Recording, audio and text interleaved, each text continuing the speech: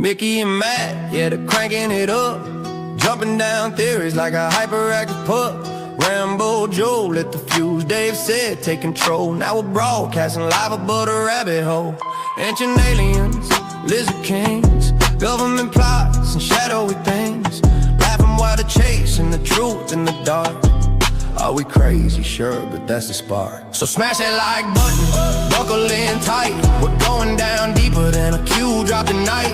10 for shining, the jokes are rolling. Hold on folks, the truth is scrolling. Yeah, smash that like button. Welcome to the show. We're live above the rabbit hole. Mickey's on the mic, dropping jokes like bombs. Matt's taking notes while he's reading the Psalms. Bigfoot, chemtrails, a man in black. Whatever you believe, it'll make you laugh back. Was it real? Was it stage? Was the moon landing fake? Ask the boys, they know the code, or at least they'll improvise an episode. Smash that like button, let the madness roll. Welcome to the wild side, above the rabbit hole.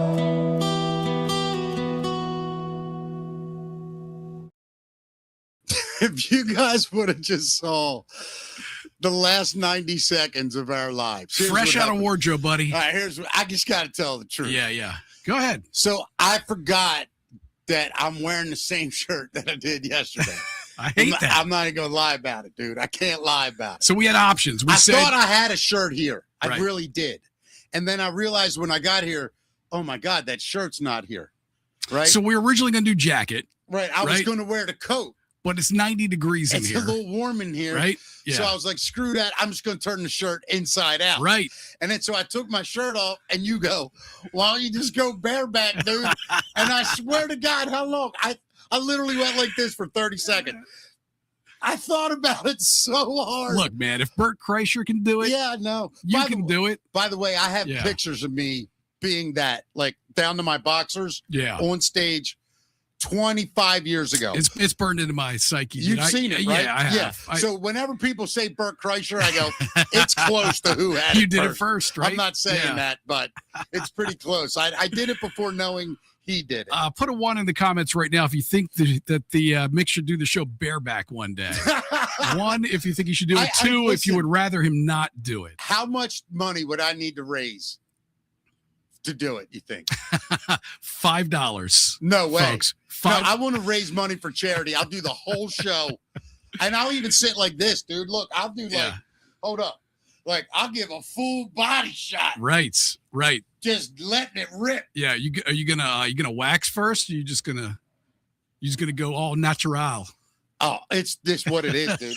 2 is to keep my clothes on, right? You want to even clean it up a little, huh? Women is 2. We're getting a mix here, man. Yeah, we're getting a mix of ones and saying, twos. Matt? Yeah. You see what I'm Belushi?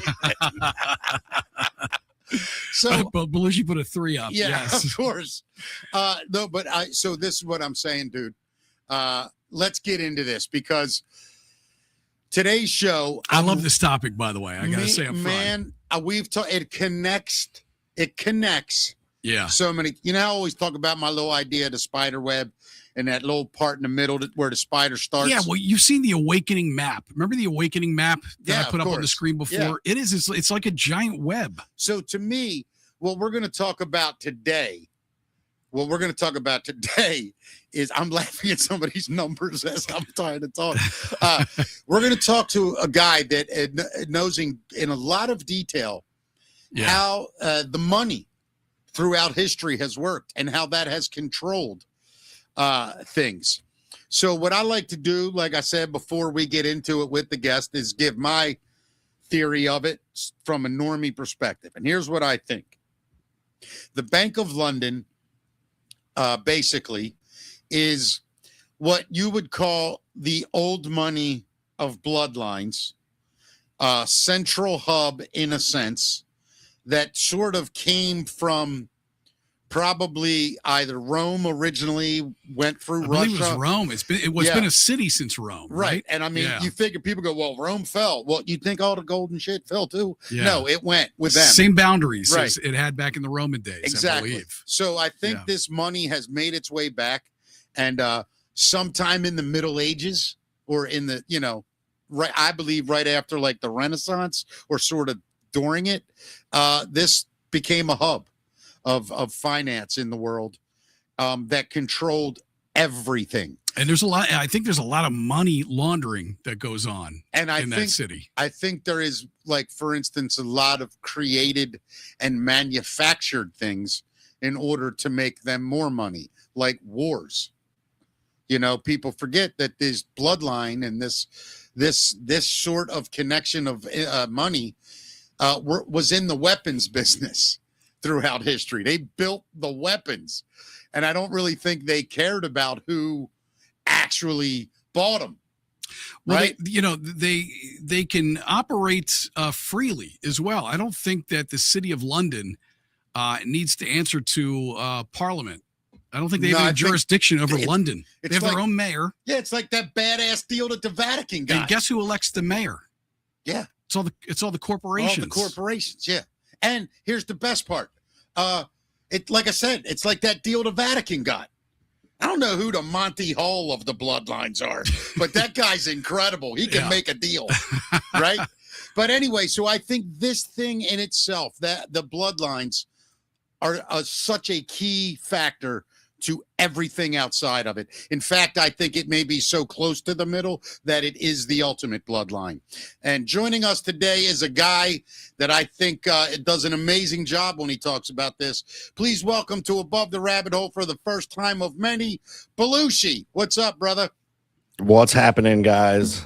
How are you? Good to have you, man. Yeah, it's great to be here. I'm fantastic. Can I take my poll of my own? Is Bert Kreischer actually funny?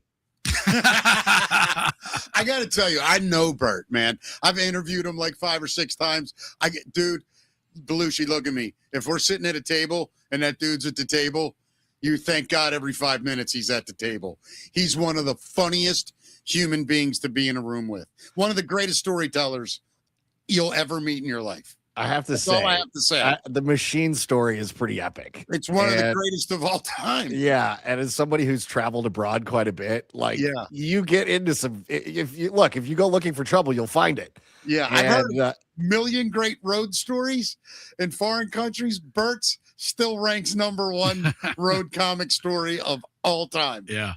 He's what was that movie? Vanderbilt? Van Wilder. They based that movie off of him. He was like a 6-year senior and he's just a party animal on Time Magazine. Was it Time Magazine or Sports Illustrated?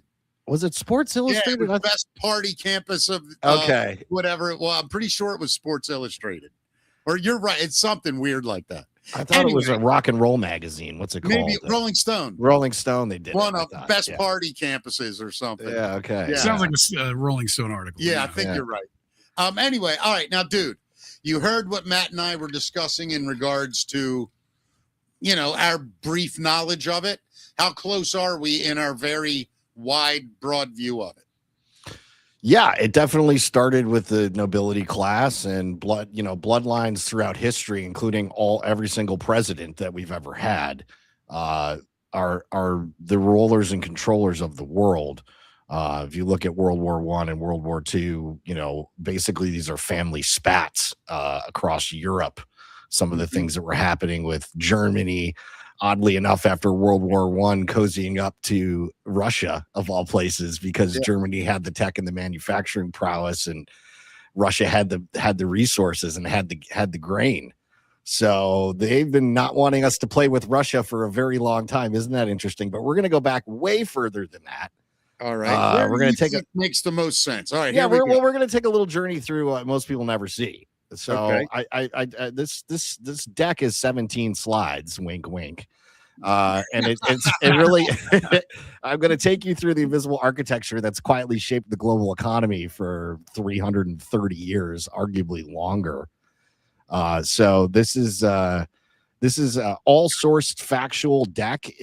We don't get into a whole lot of speculation. These are just like the facts, the things that were the banks that were chartered, the things that were incorporated, the meetings that were had, the events geopolitically and domestically here in the United States that took place. And slowly but surely, after World War II, Bretton Woods and saving the UK from their being bankrupt. Essentially, they just since the inception of the Federal Reserve, they just got their hooks on us every decade. They seem to get deeper and deeper. And so we'll take a little dive here and we'll take you through some history, and hopefully it'll give people a working knowledge or at least an understanding of how the hell did we get here, Mickey?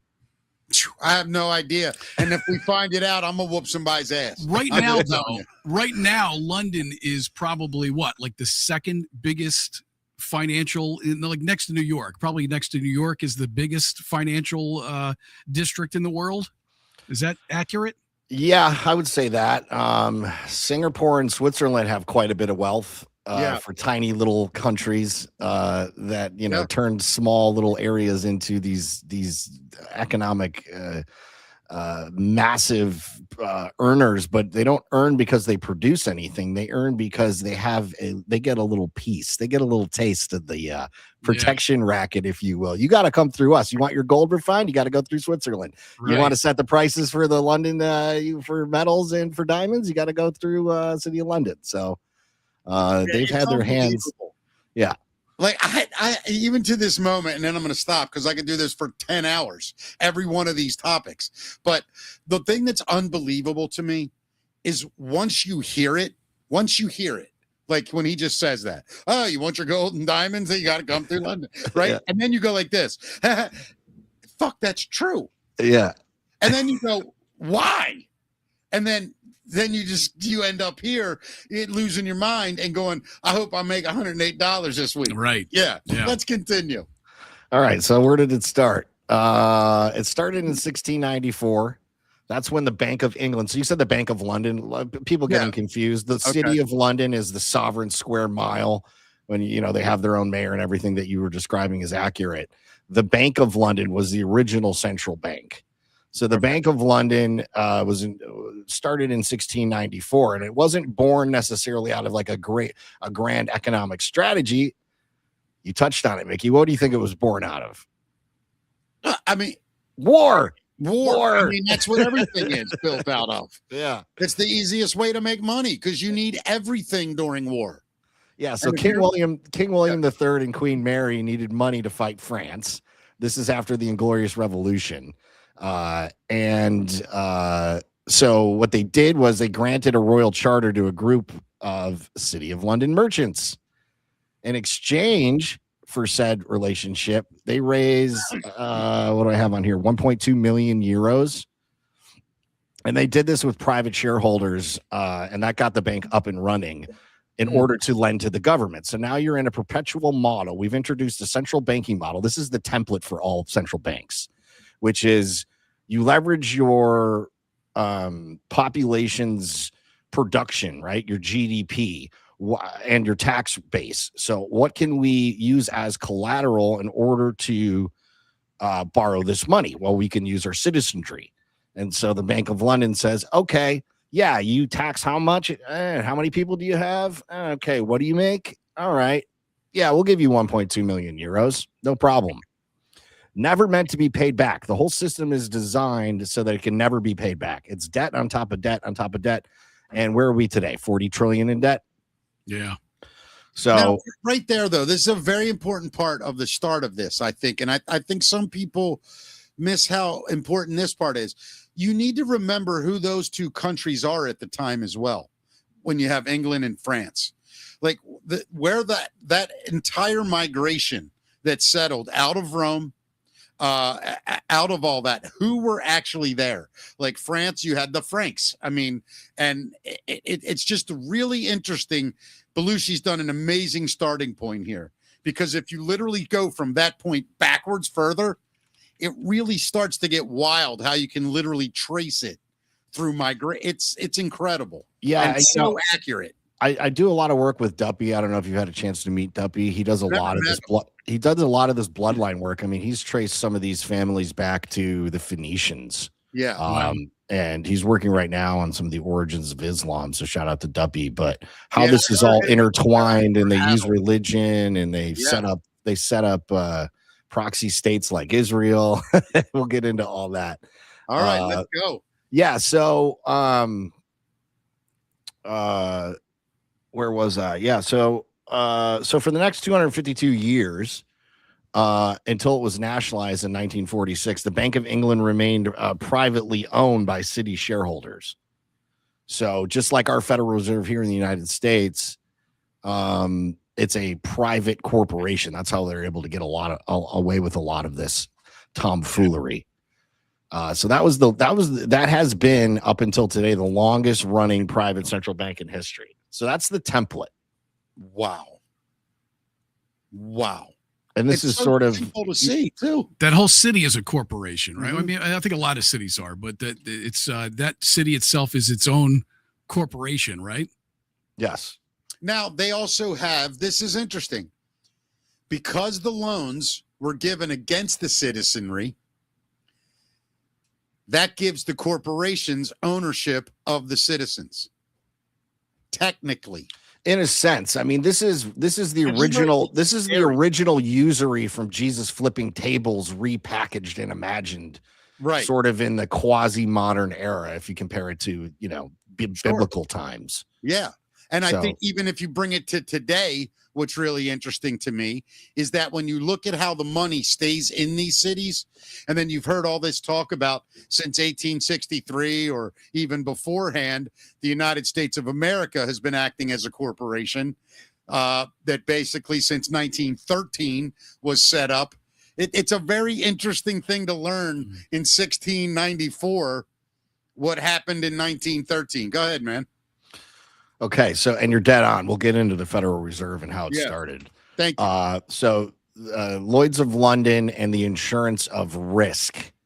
So while the bank handled money, Mickey, another institution handled risk. In 1688, Edward Lloyd's Coffee House on Tower Street became the place where ship captains, merchants, and underwriters gathered to insure voyages against pirates and storms. Now, keep in mind, and we were talking a little bit pre-show about the Dutch trading company and the East India Trading Company that predates the creation of the Bank of England. And essentially it's always been piracy. And you can see everything that I've been doing a lot of shows on. I mean, I was talking about, this is all about seaborne trade and shipping lanes like a year and a half ago. And it's if you look at what's going on, with all of it, Venezuela, parts of South America, Colombia, Cuba, the Middle East, all the various choke points, the Strait of Malacca and the Asian Pacific. I mean, all that stuff, all these choke points, all these nodes are the stranglehold that the Lloyd's of London risk assessors have had on global shipping for almost 400 years. And they've always been a sea-bearing piracy type group. The British Empire famously conquered the world because of their navy. Well, they don't have a navy. They are just a member of NATO, and we have the navy. So we'll get into some of the future-facing stuff a little bit down the road here. You're absolutely correct. Don't they insure pretty much anybody that's out on the waters these days as well? They did until Trump made that masterful move where he said basically Trump said, oh yeah, we'll escort any ship that's having any problems. And that's the fight you're really seeing. Yeah. Right. Because they're losing their grasp on being the premier underwriters. And keep in mind that like Lloyd's of London is like a network of insurers. Yeah. Right. Like it's a marketplace. Yep. And it also it's in the city of London and it's across the street from MI6. Go figure. So the intelligence, without deviating too far down this rabbit hole, the intelligence reports when Trump cut off the intelligence sharing with MI6 and Five Eyes, that happened fairly recently, end of 25, I think. One of the main functions of some of the reporting they were getting was keeping eyes on all of the seabearing trade that was going on. So anytime you hear about like Somali pirates or some sort of conflict going on, in and around South America or the Caribbean, and what's going on? Why are people attacking these ships? It's like anytime that happens, guess what goes up? Everything. The risk premium on the insurance for shipping. Yeah. No. So they have a dial they can turn. I mean, it goes back forever, and in any circumstance, it's the same system. I mean, airlines, right? I mean, it's every single system they own every part at the top level. These central banks and these people, any system that humans are using day to day to get through life's functions, they control. Just think about that. Mm-hmm. Every single thing. So if you need one thing to help you fight this thing, they control both of them. So whoever they want to win that day or need to win that day wins. It's crazy because they just keep selling to both of you anyway.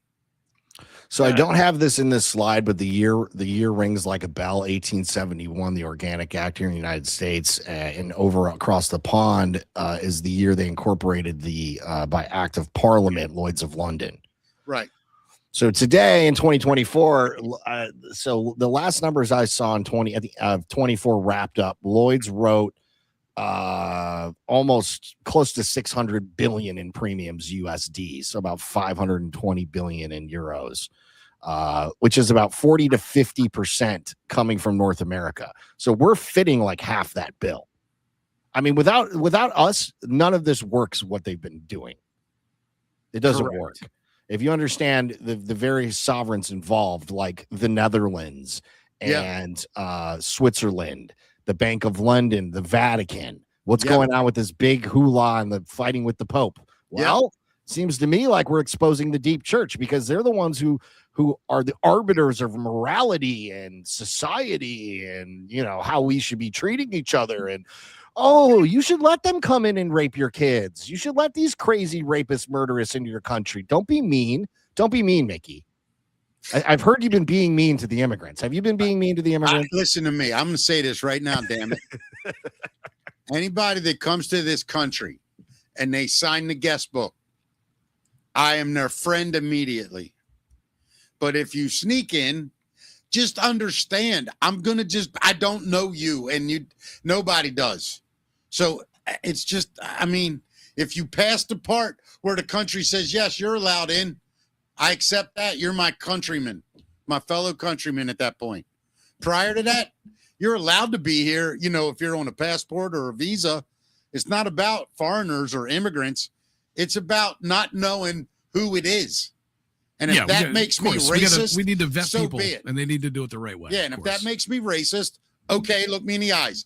I'm racist for that. I don't know what to say. I'm 100% in agreement with you. And like I said before, I've traveled abroad quite a bit. I've been all over. I almost got kicked out of Nepal because my visitor visa expired by a day. So every other country plays by the rules that they set, except for us for some reason. And I'll tell you this too. My dad was born in Brazil. I'm a first-generation American. Wow. He came here a long time ago, very legally. So there's ways to do it. There's ways to attain the American dream. First thing you got to do is set your alarm and go to bed, because in order to realize this freaking dream, you got to be asleep. But it's out there for you to grab if you want to have it. And you know what's amazing to me now that I'm sitting here thinking about how ironic this is? One of my favorite immigrants to this country that I've ever met is a man named Hassan, and he's from Iran, and he taught me a lot about the Persian culture and what it was like before he was there under the Shah, and he said, look, man, like America, you had problems, but it was beautiful. The people were friendly. They loved to meet Western culture. They still respected Islam as their religion, as their main religion, but there was a big Christian population. Like, he taught me a lot of this stuff. And I want to be honest with you. I am so grateful to have met a man like that, because in the 1980s, bro, Iran was public enemy number one. And so anytime you heard Iranian person, you were like, oh, I hate them. Russia, same way. Oh, I hate them. And it's so sick when you look back on it. Why? By the way, you teed up a segment so perfectly. I need to hire you for afternoon fluffings before my show, because you just teed me up so well, Mickey. Go ahead, brother. So let's get a little bit darker, shall we? Yeah, go ahead, man. Iran and the destruction of Persia. Wait a minute. I have to say this, Matt. Did I know? Did you know? What was next? Maybe. Oh, you might have cheated, man. Did you read ahead? I don't think you did. Wait a minute. I want to explain something to the audience. Belushi is controlling the slides. They're from him. Where are you right now? Mick is psychic, folks. No, I just think it's funny. Tell you. I just think it's hilarious. Yes. I'm on an undisclosed island in Minnesota. That's perfect. Right. All right, let's move on now. All right, so let's get dark, shall we? Yeah. So we're talking about risk, right? How is man. risk created and then insured? Take Iran. Iran is an interesting story, and the British involvement in Iran is very interesting. So in 1908, Britain discovered oil in Iran. Oh, go figure. Just what's that old what's that old I think it's like a 70s sitcom. Where they strike oil, the Beverly Hillbillies. Yes, Beverly Hillbillies. Thank you. Yeah. So they Beverly Hillbillied in Iran, and they discovered oil there. They formed the Anglo-Persian Oil Company, which later became British Petroleum. Right. Which is on every freaking corner in the United States. BP, as we call it around here. BP is accurate. So when Iran's democratically elected Prime Minister Mosaddegh tried to nationalize the oil in 1951, Britain and the CIA orchestrated a coup, and they installed the Shah as a reliable Western partner, and he was there for 26 years. Then in 1979, they had the Iranian Revolution. And suddenly a stable Persia became a permanent enemy sitting on the Strait of Hormuz, the choke point through which 20 to 30% of the world's oil and LNG flows, which people are getting hip to now because Trump's shined a giant spotlight on Iran. So every time the tension spikes in the region, the maritime insurance premiums soar. They go way up. And the money flows straight to Lloyd's out of the city of London. So if you have a stable country there generating zero profit for the system, nothing works for them. So a destabilized region generates endless revenue. Yeah. Wonder why there's been so much drama, huh? That's the scam, bro. Yeah. And you can see how they get in the, this presentation can go, like you described the spider web. This goes in a million directions. We can get into the whole history of MI6, where it really came from, back from the Roman Praetorian times. Who were the Praetorians? It's like this shadow network that exists of all these various secret societies and clubs, how they all are a little bit different in their structure and organization, but they all are working to one aim.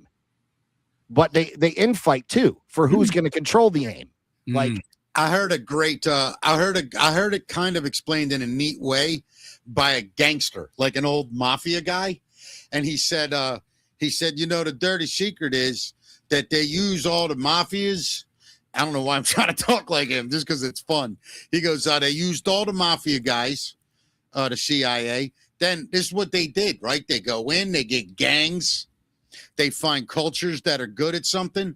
Like, for instance, this is this guy talking. He goes, for instance, they found that the Jamaicans and that a lot of the Hispanic, El Salvador, Honduras, they could be vicious people. They'd hack you up with machetes and not think anything of it. Just part of their culture, right? And he broke it all down, how they could just use different groups for different things at different times. Yeah. And the CIA was just able to keep it all separate and fighting at the same time so that it all could work. That's right out of their playbook, man. Yeah. I mean, you nailed it. What do you think this mass immigration business is all about?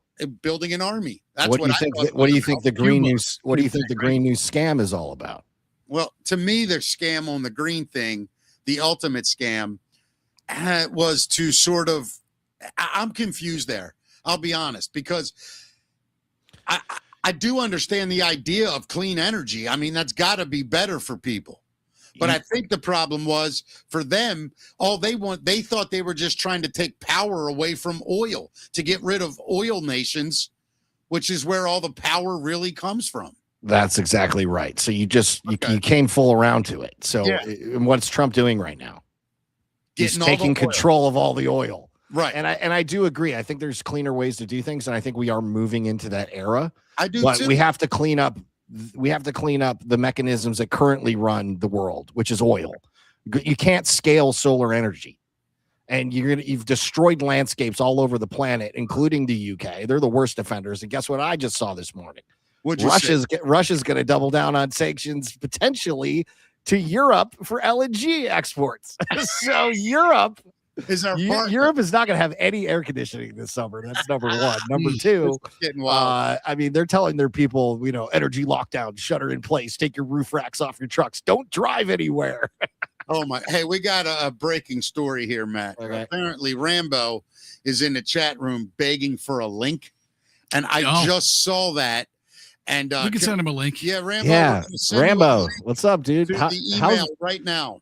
I heard Rambo got all his teeth pulled out. Is that true? Dude, I didn't say anything on there.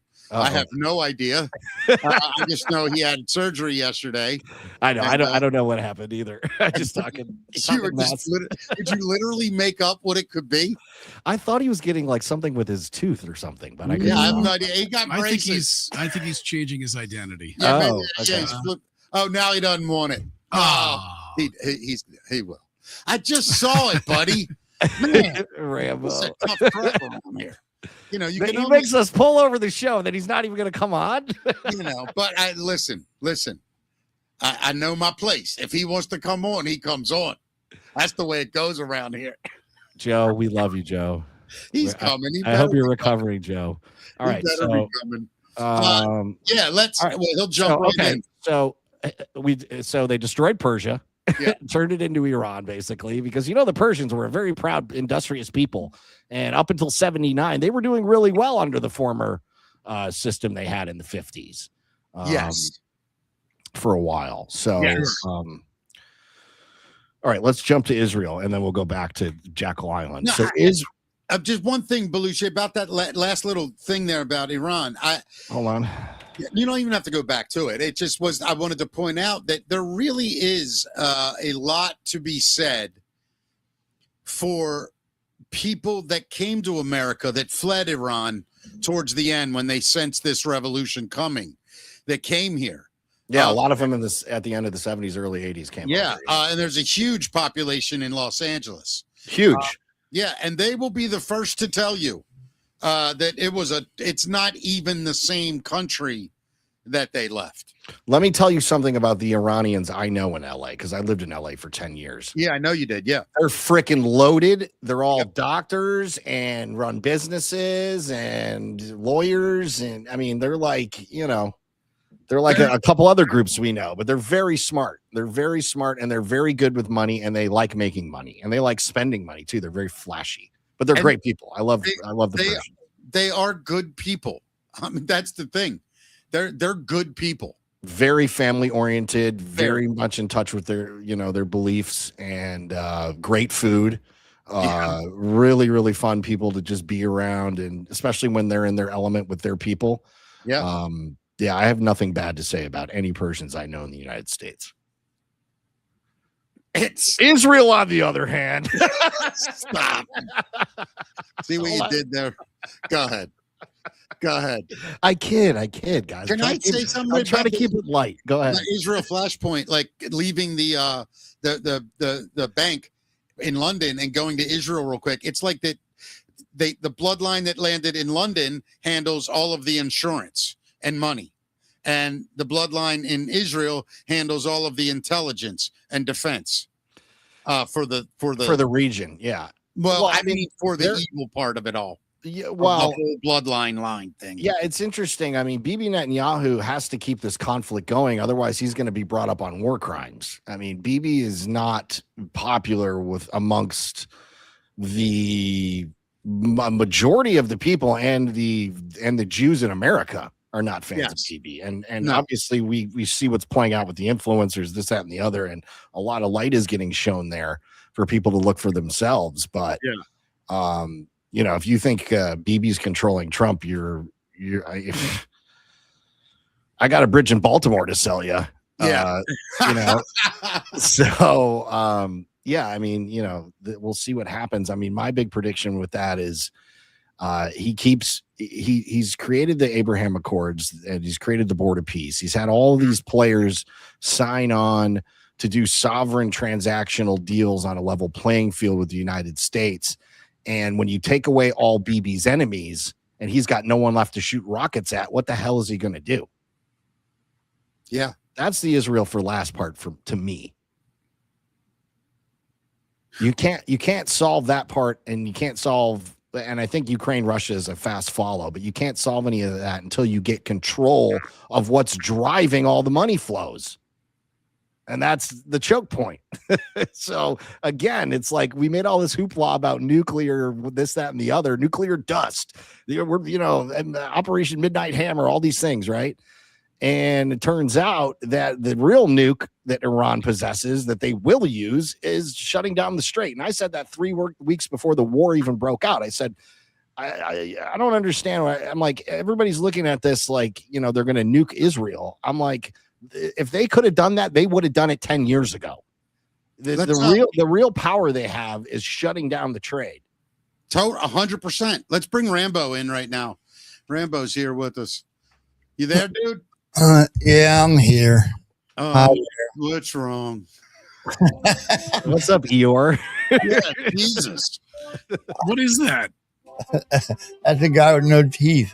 Oh, Oh my God, dude. Did you get him? What happened, bro? Yeah, right now I have no teeth in my mouth. oh no. Are you serious, dude? You're getting full, like the whole deal done? I'm not kidding at all. Yeah. Really? You know how lucky you are you're not in Damn. prison anymore? I want new teeth, though. You got a pretty mouth. You sure do. How you feeling, bro? I'm loopy.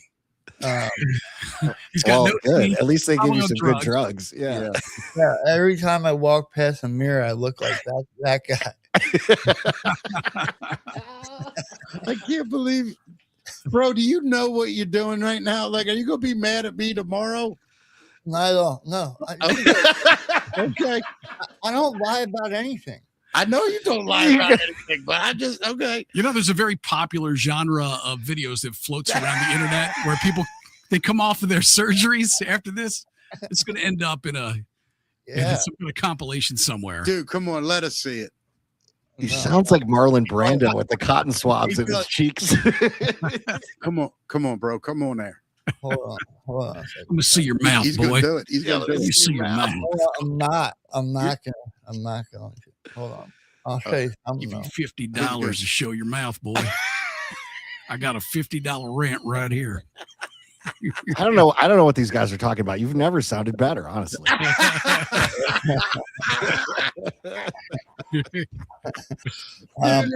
Oh, bro. Go ahead. I'm going to try to do a show today. Are you really? Yeah.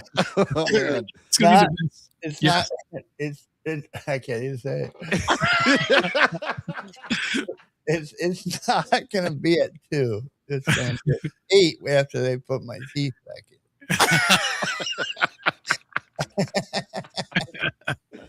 Dude, you're going to get more rants if you do it earlier. I'm telling you right now. You should just go on your channel right now and charge everybody $1 a minute. Just Sound read like the phone book. Yeah. He sounds like he's 80. Somebody said Wambo and friends. Wambo and friends. Whammo. Oh, brother, how you doing? Are you all right, man? Yeah, put my screen up. Oh, he's doing it. Go bring his screen. That's a picture. I got to take this screen out. Okay, right? go ahead. Yeah, bring that picture up right there, Matt. Oh, Yeah, here we go. Oh, dude, look at you. Bro. Is that the before or the after picture? That was when they were releasing me yesterday. That's when you were. Yes. Now, do you have to wear that thing everywhere? No, I'm not wearing nothing right now. Okay. Yesterday they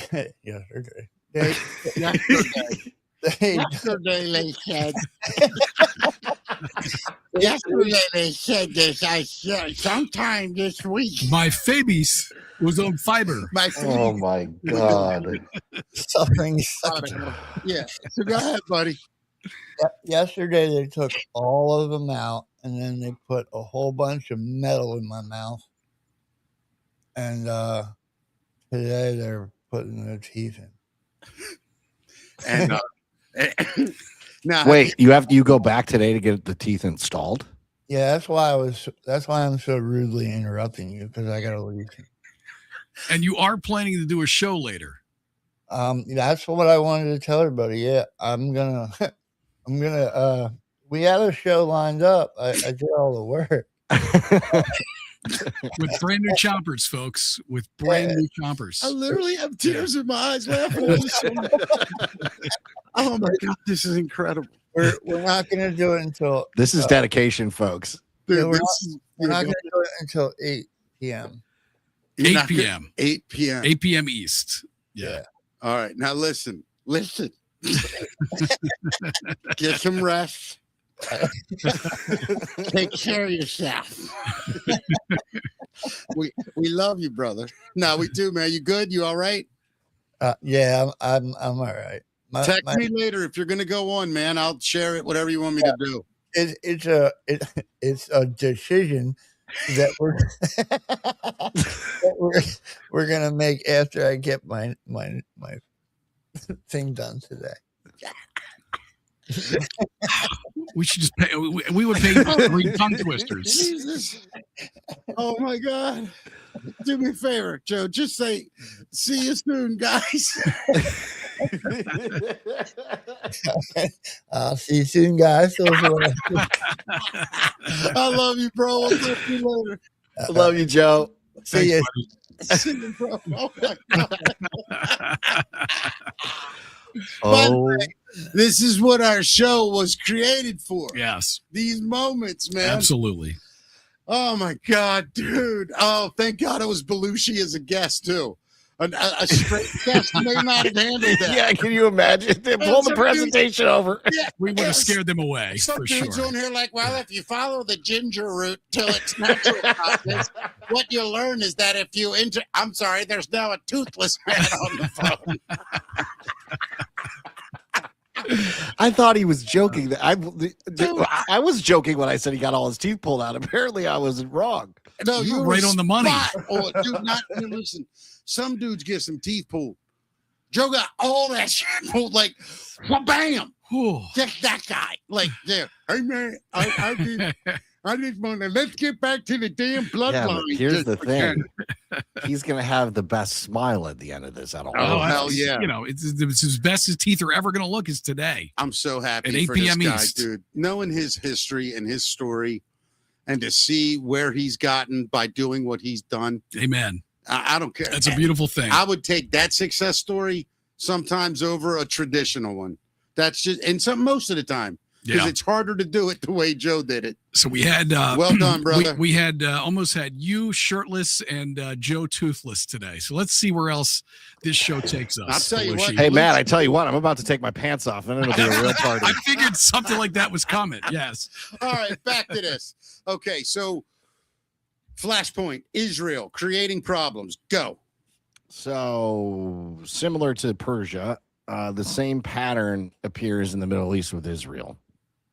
So, in 1917, the Balfour Declaration promised a Jewish homeland, while Britain was secretly promising the same land to the Arabs and the French. Did you all know that? Say that again, Belushi. So, when they implemented the Balfour Declaration in 1917, they Right. promised the Jewish, because they were lobbying, all the Jews were lobbying in England, and there's Right. many ties throughout all these wars. We can talk about Hitler and who was around him, this, And that, and the had rest, Jew- and what the Jews were really up to, aka the city of London. Right. But they promised, that's what the declaration was. They promised a Jewish homeland,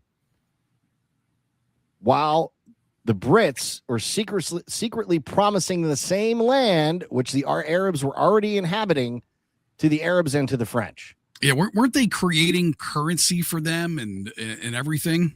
Yeah, I mean, initially they were stirring up. There was like 5 ruling tribes, like nomadic tribes, and they were like pinning them against each other, and they really couldn't control them. So, what do?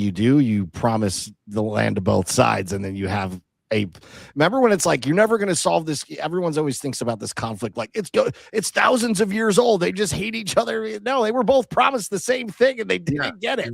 Yeah. So the deal was from Jump Street. The deal was bad, right? Yeah, So, and you know the saddest part of this is when you really go back historically, both sides of this, whether you want to believe it or not, I mean, they have legitimate claims to ancestry and settlement. Well, it was traditionally Jewish land. If you go all the way back, it's Jewish land. But what Belushi said is, it was promised to them by the current ruling empire of the time. Correct. To say this is going to be your land.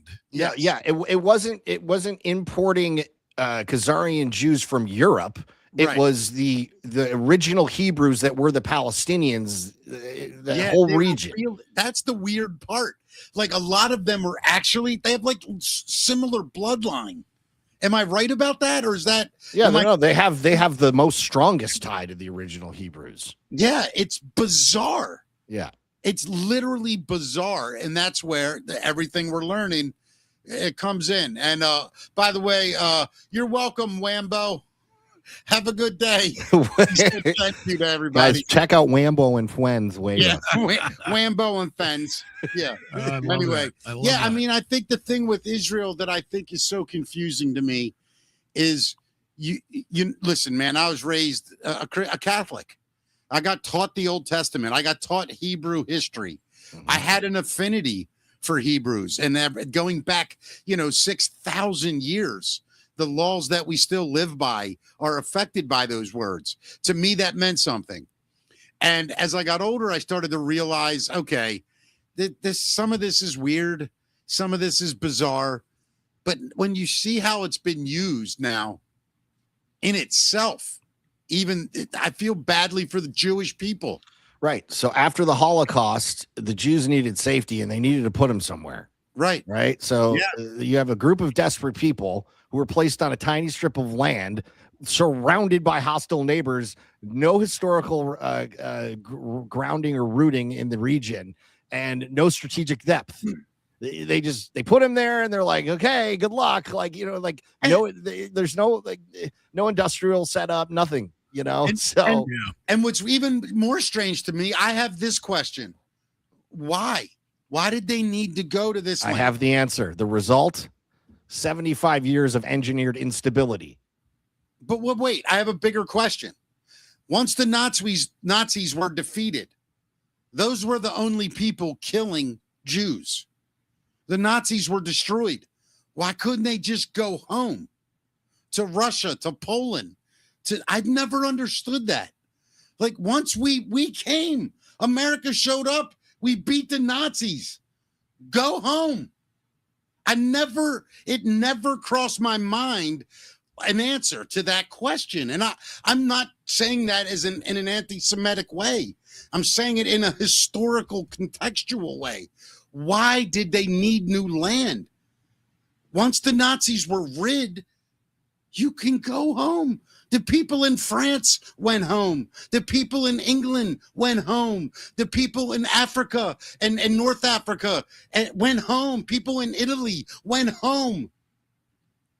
Why were the Jews all stuck there? They've always been nomadic, and the Khazarian sect has been kicked out of almost every country on this planet at some point throughout history. So they've always been nomadic, and I don't know that you go back to Poland or any of these other places where they were getting ripped out of attics, according to mainstream. So I think there's a level of manufactured I don't know, like a nuke and pave. Like we can't go back there. There's nothing left for us to go back to. Well, to me, ultimately, it was just a way to militarize a religion, right? I mean, isn't that what it was? It's a militarizing way for a religion. Yes. Your chat it was all wise. It was all wise. That's hilarious. These people are incredible. I love them that we can do something this serious and they're still singing. And we're still finding a way to insert comedy. Imagine that. So to your point, Mickey, why? Yeah, I mean, engineered instability. Every flare-up sends Eastern Mediterranean and Red Sea insurance rates skyrocketing. So the political risk premiums boom across the region when you have this endless conflict. Why do we keep I doing call it? it the risk premium. Yeah. Yeah. Why do we keep doing it? Why do we keep doing what? What they Money. want. Oh. Oh, why do we keep Why do what we they just want? keep doing it? Well, we elected Trump and we're Getting out of it? yeah, we've turned the ship around and the ship is starting to pick up steam and it's going to get weirder. Well, you know what I think's going to happen? If this all goes as fast as I think it's going to go, I think there are going to be moments in the very short near future where like there'll be a little skirmish somewhere in the world and Trump's just going to come on and literally say things like, listen, you're getting on my nerves. Like one more day of this. And no. Like I think America and the rest of the settled world, I think we're going to be happy for a while. What breaks the profit model, Mickey? Loss. Matt? Well, it's the it's super simple. You guys are overthinking part in the conflict, I guess. Peace. Right? Yeah. Peace. Yeah. Yeah, of course. What's Trump's main message to the world right now? Peace through strength. Yes. Yep. And I think we've proven we're pretty much stronger by 5 times, 10 times maybe than any other nation on planet Earth. Yeah, No one has said a word to us militarily. Not a threat, nothing. Well, they can't, but yeah. Do you know what they would have in the past? Yeah, and we would have pretended it mattered.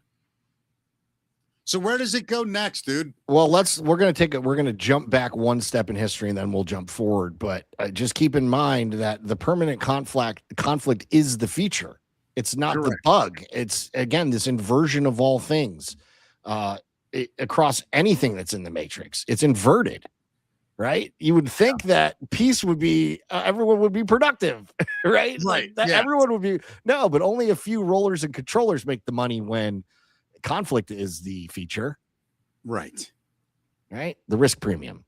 Yeah. All right. So let's go back one. There's no money in peace. How the hell did they get into the United States? They took this template of the Bank of England, the central bank of central banks. They began lending to governments. They started setting up their permanent flashpoints and choke points and assembled their insurance maritime premiums all over the planet.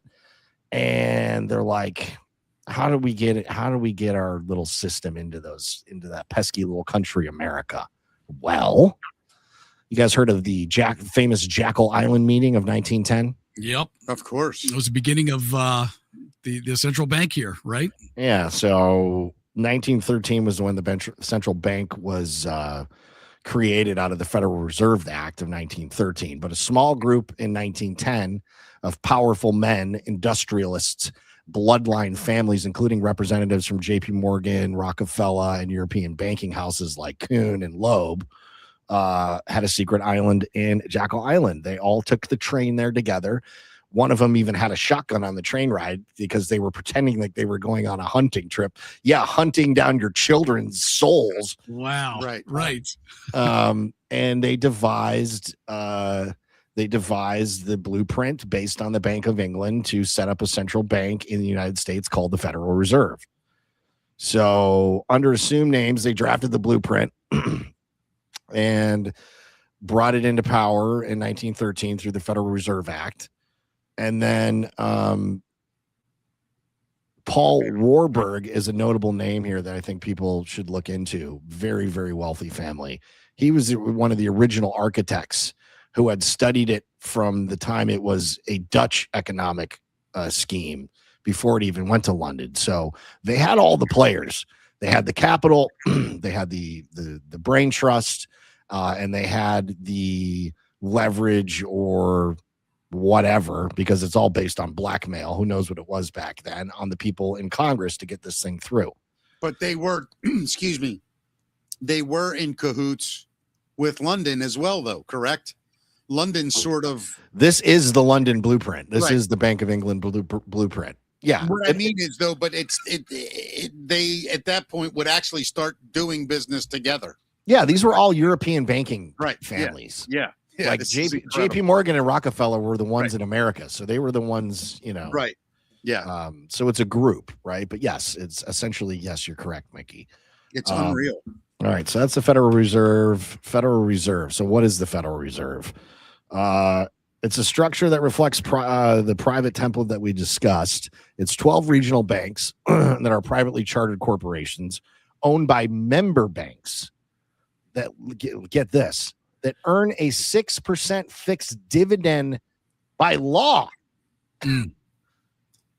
Yeah, let that sink in. The ninth, this is the endless usury. Yeah, this is what Jesus flipped tables over. Yeah, the ninth Circuit Court even ruled in 1982, that they were non-federal instrumentalities, meaning they're non-federal finance instruments. They are corporate instruments.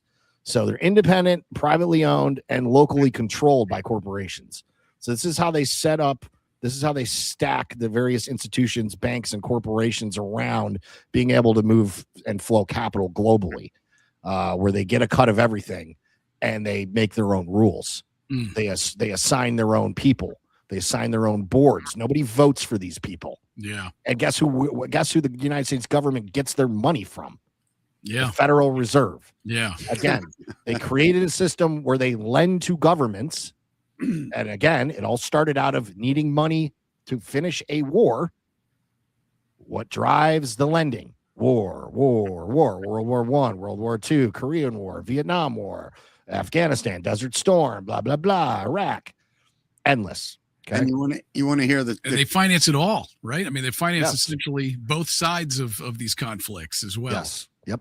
And the craziest part to me, and this is where I go, okay, people, wake up. If you remember earlier in the show, he talked about how in the very beginning the Dutch would do this. And what happened was they realized, okay, wow, you have a citizenry that has value. We set up a corporation. Your clout or your collateral are your citizens, right? Yep. How ironic that gets set up in 1910. IRS, federal income tax starts 1913. Yeah, 1913 was not a good year. That was the insurance policy. Yeah. Right. Yep. That was the insurance policy for the land. Yeah. What is your citizenry worth? Well, Right. if you tax them X percent, correct, we know we can get this out of you interest payment, because again, it's not designed to be paid back. Right. That's why we're 40x plus in trillion in debt. Right. Yeah. It's never been paid back. It's never was designed to be paid back. The hilarious part of it, and this is the sickest part of all of it, if the country just said, you know what? No. Nope. Not paying it. Like literally, if we demanded it, it would happen, number one. And I guarantee you it would take less than a week. It would take less than a week for the entire thing to crumble and instate another way to do it. Well, Trump is talking about getting rid of the Federal Reserve and getting rid of the IRS. I mean, what do you guys think? Is that a realistic? You think he's realistic? Well, Kevin Warsh is being grilled by Pocahontas and the rest by the Banking Committee in the Senate as we speak right now. Yeah. You got to get the Clarity Act and the market structure bill through the Senate. It's a big part of moving onto this new system. Yeah. But I'll tell you what, it'll be interesting to see optically how they play the public with this. Are we going to move Powell out? Trump was on Squawk Box this morning on CNBC, and he was talking about Iran, of course, and a number of other things. But the Warsh confirmation hearing came up, and they're like, what are you going to do with Powell? In order for Powell to leave, you got to end the probe. He doesn't want to end the probe because Powell embezzled $4 billion to remodel a basement, and Trump's very upset about it. And it's clear that we won't go even into the whole what we may think who the players and actors are. Right. But in order to swap in Warsh, you have to get rid of Powell.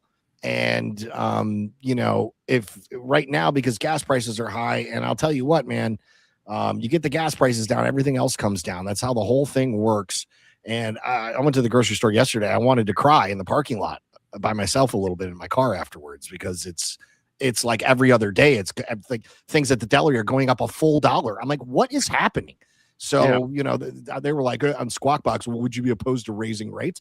Yeah, if the inflation's going to run out of control, but it's not. This is almost done with this. Well, he's trying to get to the China meeting. That's what he's doing. Yes. Agreed completely. We're not going to get too much into China in this presentation, but if you want to do a follow-up on geopolitics, we can talk about current events. Like that's really the aim is to get a weakened China in a position to agree what's going to happen moving forward. And I really do believe in the arc and the arc that Trump has been building, and that's America, Russia, and China. Not that China is going to be some trusted friend, an ally, but they will be a trading partner, and they'll be absolutely critical to have China in check for what goes on in the whole Indo-Pacific Asian region of the hemisphere, of the Eastern Hemisphere.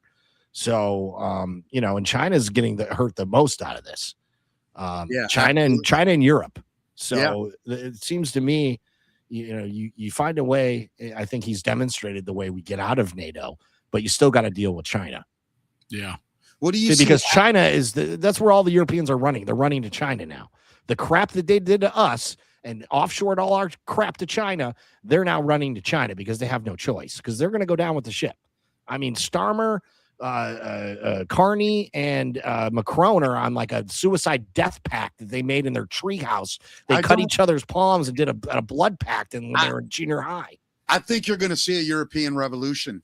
You're already seeing an uprising. I mean, you're going to get. This is not. I'll tell you right now, England and Ireland. That's weeks away from an absolute explosion. I don't know how tight you're really following that. Very tight. I covered it on Saturday. All the little uprisings across Europe. Yeah. I'll tell you, the saddest one in the world to me, though, Matt, is Spain. What Spain has become. Yeah. Holy cow! I mean, the Spaniards must be crying. It's bad. I mean, it. Wow. And you're right, because but you see the divisiveness play out so easily when you listen to a guy like Belushi explain how it all works. And then when you can literally say, okay, wait, these are bankers. These are men worth millions, hundreds of millions, and billions, some almost to trillions. Do you not see the level of just we literally are cattle. We're just in their way. We're another mouth to feed. Yeah, it's their business, man. It's manipulation. And I got to ask one other question. Like most of the real power money countries, London, Germany, it used to be Germany. Well, the Rothschild people. Yeah. Why are they all so ugly? Because they're inbred. That's what it is, isn't it, man? It's like a real family, man. Yeah, if you go do the actual bloodline dive in order to keep things in families, that's a bad. They have to marry their cousin to keep the money and the empire and the institutions and all in the same names. It has to be legit from a business standpoint. Yeah, I get it, but it's bad enough you got to bang your cousin, right? I mean, but then you got to bang your cousin that looks like that. Yeah. Like, twice. How do you think the conversation goes? Like, all right, Johnny, we're going to sit down, little Johnny, and have a little talk with him about his future. Hey, Johnny, you're gonna, Sarah. Right? Hey, Johnny, Jenny? Yeah, my first cousin, Jenny. Yeah. Well, in order to get your inheritance, not only are you going to have to sleep with her and have her bear your children, but you're also going to have to be married to her for the rest of your life. Look, they're gold diggers. Yeah, gold diggers going to do what gold diggers do. Dude, that's so sad. Yeah, but I'll tell you, have you seen any of the interviews with the maybe second in bloodline that have left those families and gone on like crazy rants about what their families do? Have you seen any of that stuff, Belushi? Yeah, I mean, I talk about this a lot. So, and what people need to understand, they're like, bloodline's bad. Well, half the Kennedys weren't bad. Right. This family squabble and this infighting of these bloodline families has been happening since the dawn of man. All you got to do is crack open your Bible and read the Cain and Abel story. Yeah, it's page 4. Yeah. Page 4 of the Bible. There was some family drama. That's when it started. That's when it started, when Cain killed his brother Abel. That's when this whole thing started. Well, it really started with frickin' Eve. If she had every fruit under the sun, she had to have the damn apple. All right, I'll get off my soapbox. It must have been some apple, man. God. It must have been some apple. We'll leave apple stories out of this, though. Dude, just think about how frustrated Adam must have been that day. Oh, man. Like he comes back, right? He's carrying something to eat. right? He brought some fruit and whatever, and he lays some stuff down so the grass doesn't cut him. And then she comes over, look what I did. And he's like, oh, I have infinite knowledge now. Yeah, now we're all doomed to hell for eternity. We're gonna run the world. That apple, was vibrating. Well, and it hasn't stopped since, Matt. Yeah. That thing vibrates, don't it? I think so. Women, I love you. All right, so let's continue to move forward here. I think every man, when he really thinks about it for more than 30 seconds, it takes him another 30 seconds to go, okay, can't kill it. I gotta live here. Gotta live here. I like these people. Let's go. I'm still a human on Earth. I gotta deal with it. All right. So I mentioned Warburg, and you mentioned so this is like London getting in, right? Yes, it's the model. It's modeled on London. The direct link.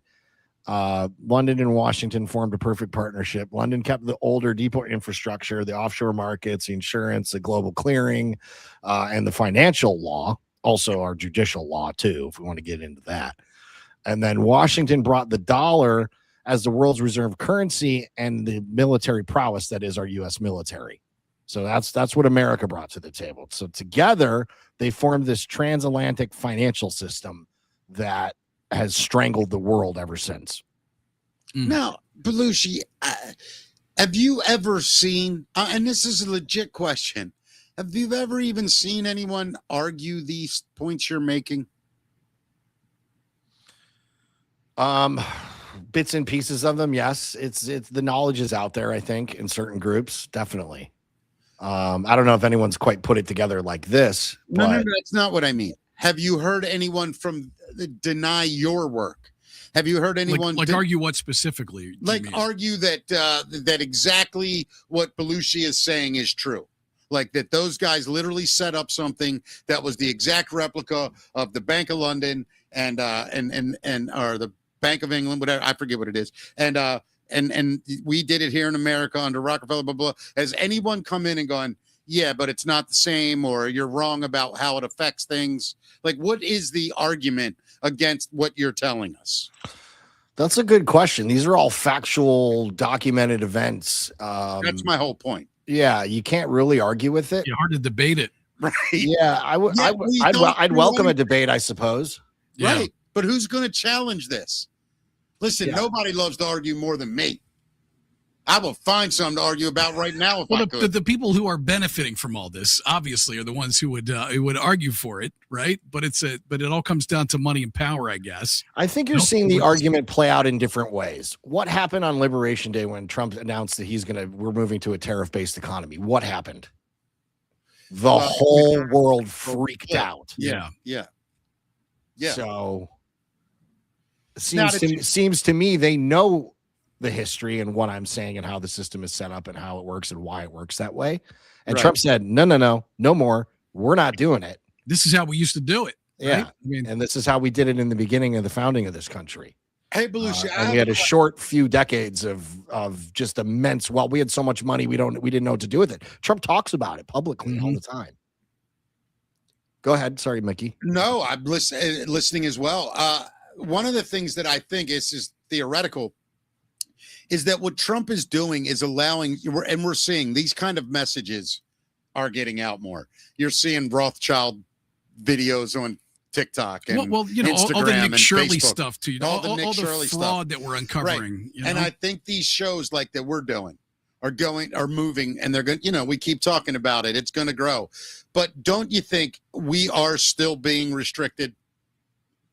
Yeah, 100%. Like on Biden, we haven't migrated to the new system. No. I'm talking about our kind of shows. Oh. Like, I think we are purposely sort of being held back so that it doesn't get out before they want it. Right? Because there could be a flashpoint. Like somebody could hit a video and it just, for whatever reason, the right person, the right celebrity, the right whatever, the right reaction to it, something hits. And all of a sudden, 100 million people see that the Bank of London, Bank of England controls all this. And we have our own here, and it's the federal, all of that. I feel what's interesting about that, Mickey? Sorry, Matt, go ahead. No, go ahead, man. I was just going to say, like the slow drip is happening. He does it like multiple ways, right? Because he's always talking to multiple audiences. Like I'm taking people through this, and I understand the mechanisms of the financial institutions and instruments and how the scam works.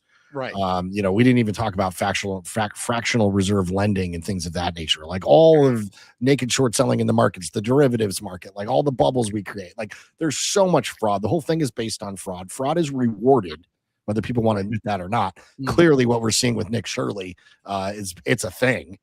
It's also an economy. So what's the best way to do it? Do you expose NATO as the limp paper tiger they are? Even if we wanted them to be our friends and have our back, they won't. They've clearly demonstrated they won't. Or take you through a bunch of historical data and kind of, I think it's exciting. I hope this audience thinks it's exciting, but boring infrastructure stuff to get people going, wait a minute. I think Trump's version, where he's making Starmer look like an ass, is working quite well. Yeah, and when you watch these guys still, Obama and Mamdani singing songs in a preschool, like Mamdani begging billionaires to come back to New York. Well, the governor was, the governor begging billionaires come back and pay taxes. Yeah, please. That rat ass woman. Anyway, you're literally seeing. In my eyes, they are bottoming out. There's all this talk about the midterms, and yes, it could go horribly wrong. But I think that there are results coming from what's happening right now that it'll be the other way in a landslide. I truly, truly believe it. I hope so. We hope, we hope our elections are going to get cleaned up, and and that's the path we're on. All right, Belushi, show us the good news. I don't know if I have any in this deck. Joking, bro. Go ahead, buddy. All right, so what sits above all the central banks? Well, the Bank of International Settlements is the central bank of central banks. Remember, I mentioned Switzerland. So above even national central banks sits the Bank of International Settlements. The BIS, which is in Basel, Switzerland, and the Basel Accords, they're trying to launch Basel III now. But essentially, it's like a minimal capital requirement. So banks have to hold a certain amount of capital. I think it's like 8% when this started in the late 80s. And then in 2024, they tweaked it slightly. And then after 08, they tweaked it again in 2011. In 2011, between 2011 and like 2014 is when you started to see the LIBOR, which is how they set rates for lending, and interest on money flows. And we actually quietly during Biden, here's another reason why there was a pause. We switched to what's called a SOFR rate, which our Federal Reserve now controls. So some of the unwinding and major moves happened very quietly in the background over the last couple decades, and specifically with LIBOR and SOFR. I have a slide on this. I'm jumping ahead a little bit, but I think it's important to understand what are the control mechanisms of the central banks. So I'm sorry, Belushi. I'm not sure I understand. So why are these guys the central bank of central banks? Because they're the settlement house. So they settle all international transactions. Like, remember when Biden went over and was like, well, son of a bitch, if you don't give me the money by 4:00, we're going to fire the prosecutor. And he wanted like $1 billion. Yeah. That comes out of the Bank of International Settlements, or is lended by us to the Bank of International Settlements to be delineated to said countries borrowing the money or getting a kickback or whatever it is. So like, they're like the international central bank. Gotcha. So it was founded in 1930. It coordinates policy among 63 central banks, representing 95% of global GDP. Wow. Now, who sits at this board? It's 95%. So all the boards of all the 63 member central banks. So it's a massive governing body. Yeah, and it's in Switzerland, the stronghold of sovereignty in the banking world. Yeah. Right. They can't be touched. They're a tiny little country that doesn't make anything, and they're one of the richest countries in the world. Yeah. It holds 10 to 15% of the world's central bank reserves. and it sets the global capital rules for the whole thing through the Basel Accords. And do they even have a military, really? No, it operates with Swiss diplomacy and immunity. Yeah, so think about all that. all their monthly meetings are secret with G10 Right. governors. So the G10 governors are really the political conduit and the arm that sits on that board. So what happens if somebody attacks Switzerland? Nothing, because they would need us to fight the war for them. Right, so yeah. if we do it, then Right. all bets are off. It's crazy when you think about it, right? Well, I mean, doesn't just the financial side of it, doesn't that give them protection as well? Yeah, essentially, right? Like we could collapse all the world economies at once. Yeah. Right. That's why we're building a parallel system as we build bridges and off ramps to onboard traditional finance into the tokenization space. So we're moving into a tokenized finance world where transactions and all monies coming and going will be tokenized. Assets will be tokenized. Shit. Right now, I mean, they're already putting some of the budget, the congressional budget for the United States on blockchain. I'd like to see voting on blockchain. I'd like to see voting on all. And I'm talking about voting for bills in the Senate floor. I'm talking, and also voting for the public as well. Are you pro or anti everything going digital here? I'm pro tokenization. You are. Yeah. They're still going to keep in mind, whether it's a digital asset or a paper dollar, you still need a unit. You still need a unit of measure that can be transactional, because the real value is like your house has real value. Sure. Your car that you drive has real value, even though the second you drive it off the lot, it starts depreciating. Gold and silver have real value. These are tangible things that do things, right? That are, are actually worth money, because energy went into producing them. Right. They come of things. Your house is made of brick and wood. Those things are tangible things that are made that are worth something. So the tangible things is what you can't just go down to the river and pick up bricks for your house. Like you have to buy bricks or make bricks, whatever. So again, Trump forcing onshoring, nearshoring. We're going to control all the energy flows. We're going to produce everything. We're going to we're going to build an Iron Dome because we're going to need one. We're going to keep building ships because we're going to have to protect our assets and out in the oceans. Everything we're doing is we're creating this like Western hemispheric ecosystem of sovereignty around our side of the planet. And it's like, yeah, we'll do trade with you. We have the biggest marketplace and we're going to make the best shit and you're going to buy it. Because it's not going to be, us, outsourcing and then retaking everything from China in a loop. So like all those things are going to be the actual anchors and foundational GDP, the thing that moves what our nation's worth in terms of production. Yeah. It's no longer this like, we're just going to print money and say it's worth stuff. And then everyone's going to work in this debt system and we're going to tax you 6 ways from Sunday on every dollar you make. Your dollar's taxed like 7 times before you even spend any of it. Yeah, it's crazy. Bizarre. Yeah. And so many of the dollars aren't even real in the first place. And then they're taxed. To your question, Matt, it doesn't matter. So if you put transparency into the system, there's no, and this is what they're doing by some of the big Bitcoin busts you're seeing and seizing like FX and some of these exchanges and all the things. Everyone thinks crypto's this big, dangerous monster of fraud. It's not. It's an emerging asset class, just like the stock market was in the beginning. The tokenization will allow transactions to flow freely. If you take just cross-border payments, right now, 2 banks in 2 different countries have to always be holding reserves in order to satisfy an international transaction. I call up my bank. Hey, I want to send $5,000 to India. Okay, that's going to take 3 to 5 days. Why? Because my bank's got to call the Indian bank and go, yeah, we got a transaction coming. It's $5,000. All right, well, they're going to put that they're going to allocate those funds. They're going to put it in a market and let it sit in this giant pool of money they have for a few days before they actually release the funds in order for the transaction. And then they're going to charge you, I don't know, 3%, whatever. They'll charge you $50 or whatever. And it took 5 days. Yeah. You know how much global capital moves around this planet every day? It's quadrillions of dollars. Yeah. So you speed that up to 3 to 5 seconds. Shout out XRP.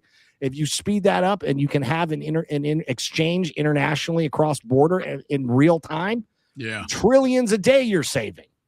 Well, let me, and I don't want to sidetrack us too much on the, like, I think this could be an entire show we do with you, Belushi, but are you concerned about stuff like privacy and their ability to, regulate what we purchase, their ability to kind of shut off our money supply whenever they want to?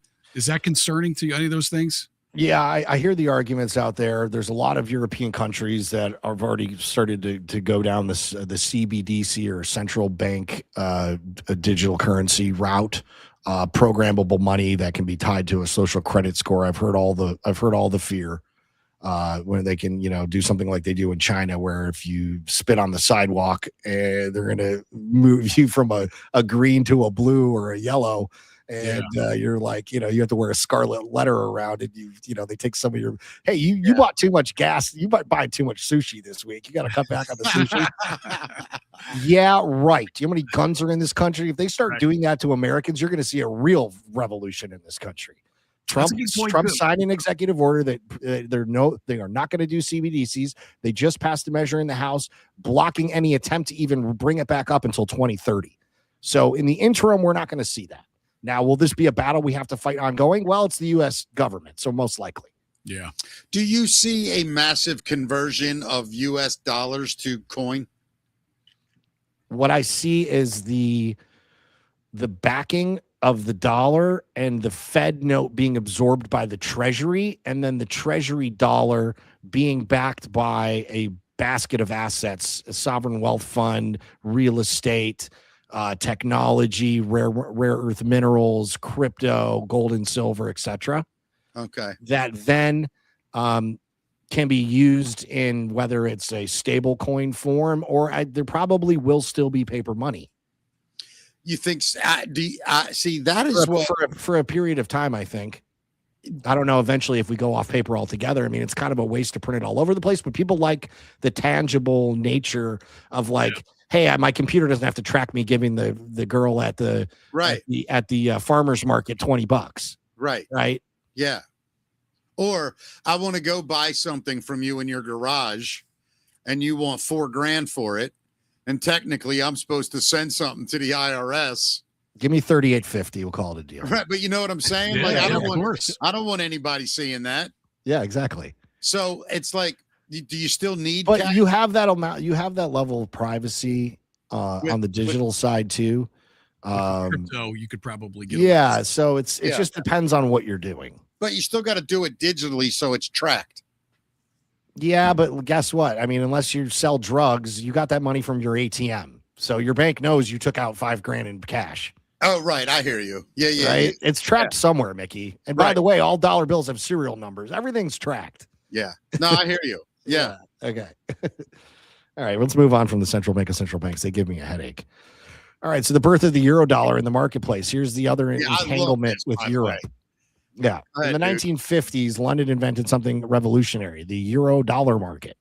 So dollar deposits and loans held outside the United States, operating beyond U.S. jurisdiction, with the quiet blessing of the Bank of England after Nixon ended the gold standard and the convertibility in 1971. And quick side note on that, I know people get confused on this. Nixon took us off the gold standard. We just got to go back on gold. Well, the reason we did that is because we wanted our currency out in the world. We were setting up and getting ready for this petrodollar revolution, which on its surface seems like we had our U.S. dollars. Too many foreign countries were holding our dollar, primarily the French and other countries. And if they decided at any moment to go, because they're convertible, our dollars were convertible. You can go into a bank and go, I want my gold. Here's $300. I want my gold in $300 worth back. If any country called in their convertibility on the dollar to gold, they called in their delivery of gold, we wouldn't have had enough gold to satisfy it. Yeah. So that alone is a problem just in itself for just backing it with gold. Because you want your currency out there. Why? Because we wanted everybody to use it as utility to buy oil. That's when we made the deal with Saudi Arabia right around the same time. This was a plan that had been going on leading up to this and everything they set up prior to us going on the petrodollar. So it was like, oh, we can't satisfy the gold. What? We got to pull back the gold. We're going off the gold. You just got to, if you're going to buy oil in the world, you got to buy it with US dollars. That's interesting, man. Yeah.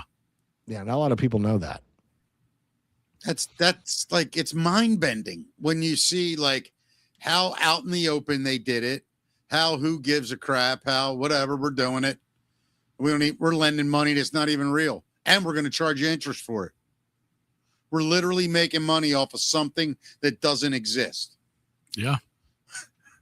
Well, I just invented a new tax right now, Matt, and that's where I charge the government $1,000 an hour for me to be alive. No, I'd take that back because Dave will take me out right away and snuff the deal. Yeah, be careful with that one. I'd take it back. Yeah. No, but dude, and you know what I'm starting to understand too? I really think a lot of this stuff's getting out because those guys are gone. It's, you know, there's evil left in it at points along the hole there that we're in, but this stuff is getting talked about too freely. Yeah, well, information and people being able to communicate is so much more. Yeah, they have easy these days. They lost the race. Yeah, that's what happened. Evil lost the race. This was a pre-internet scam. You ever hear that? You ever hear pre-internet scam? Yeah, this was pre-clothing scam. Yeah. But like the crazy, you've heard that expression, right? The truth always rises.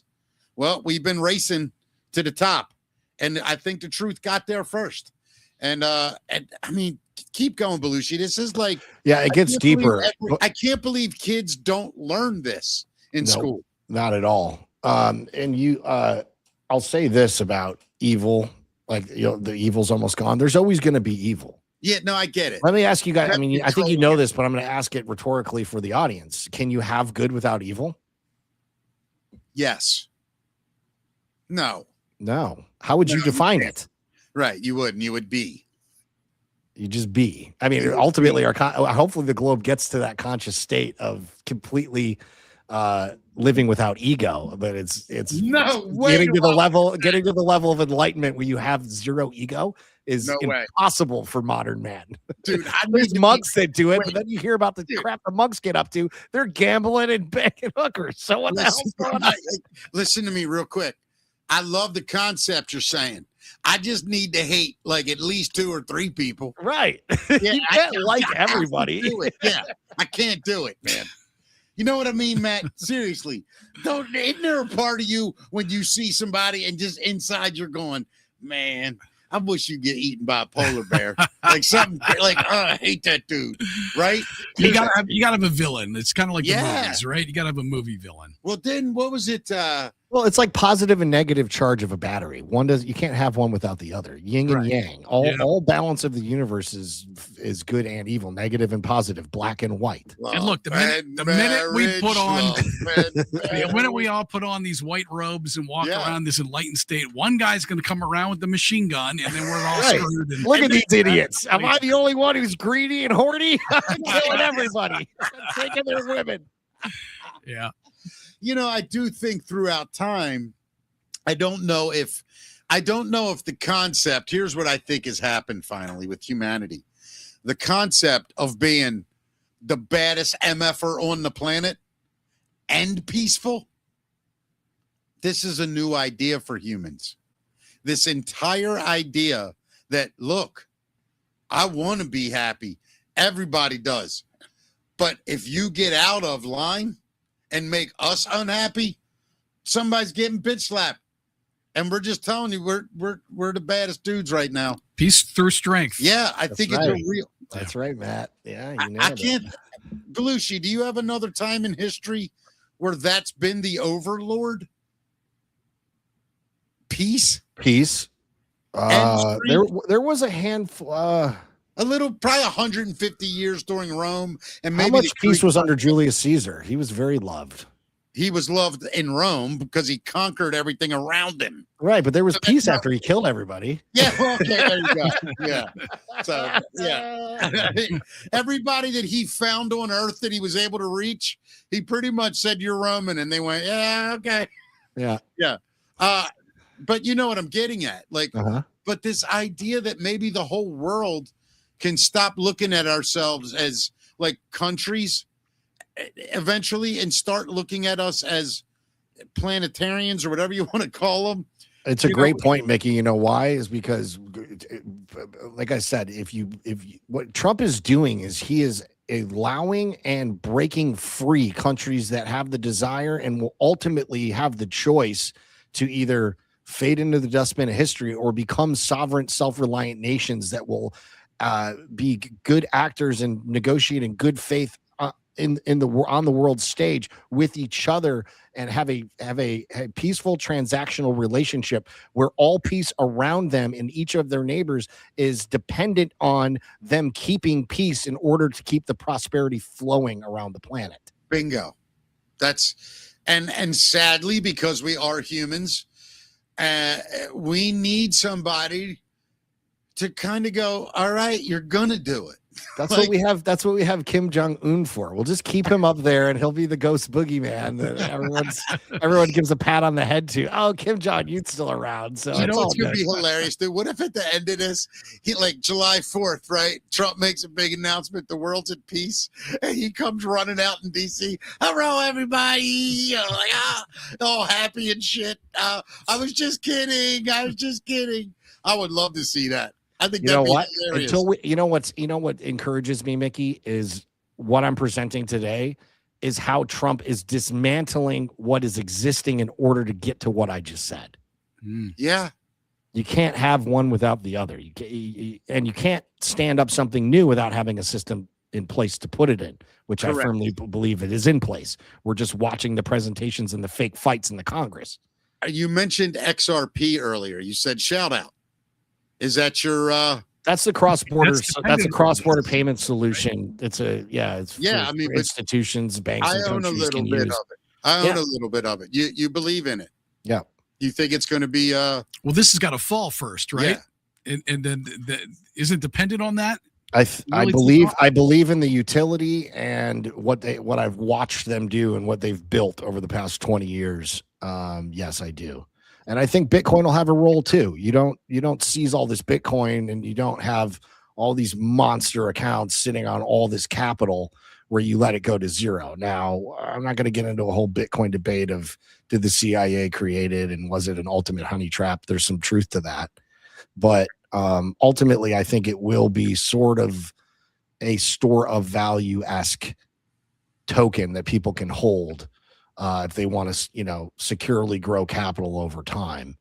It's just archaic in the way you transact in it. So it can't handle the load in which like the ledger for XRP can handle for global cross-border payments. It just can't handle it. Yeah.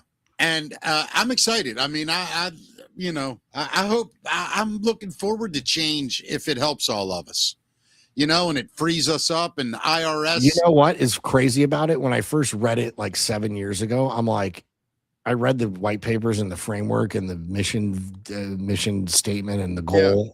And I was like, this will change the freaking world. Yeah. Yeah. Like what these guys are talking about will change the whole world. Yeah. Who is these guys? Do you know who it is? Brad Garlinghouse is the CEO of Ripple Labs. Okay. And that's who is backing or whatever. Yeah, Ripple is the company, XRP is the token. That's pretty cool. For the utility.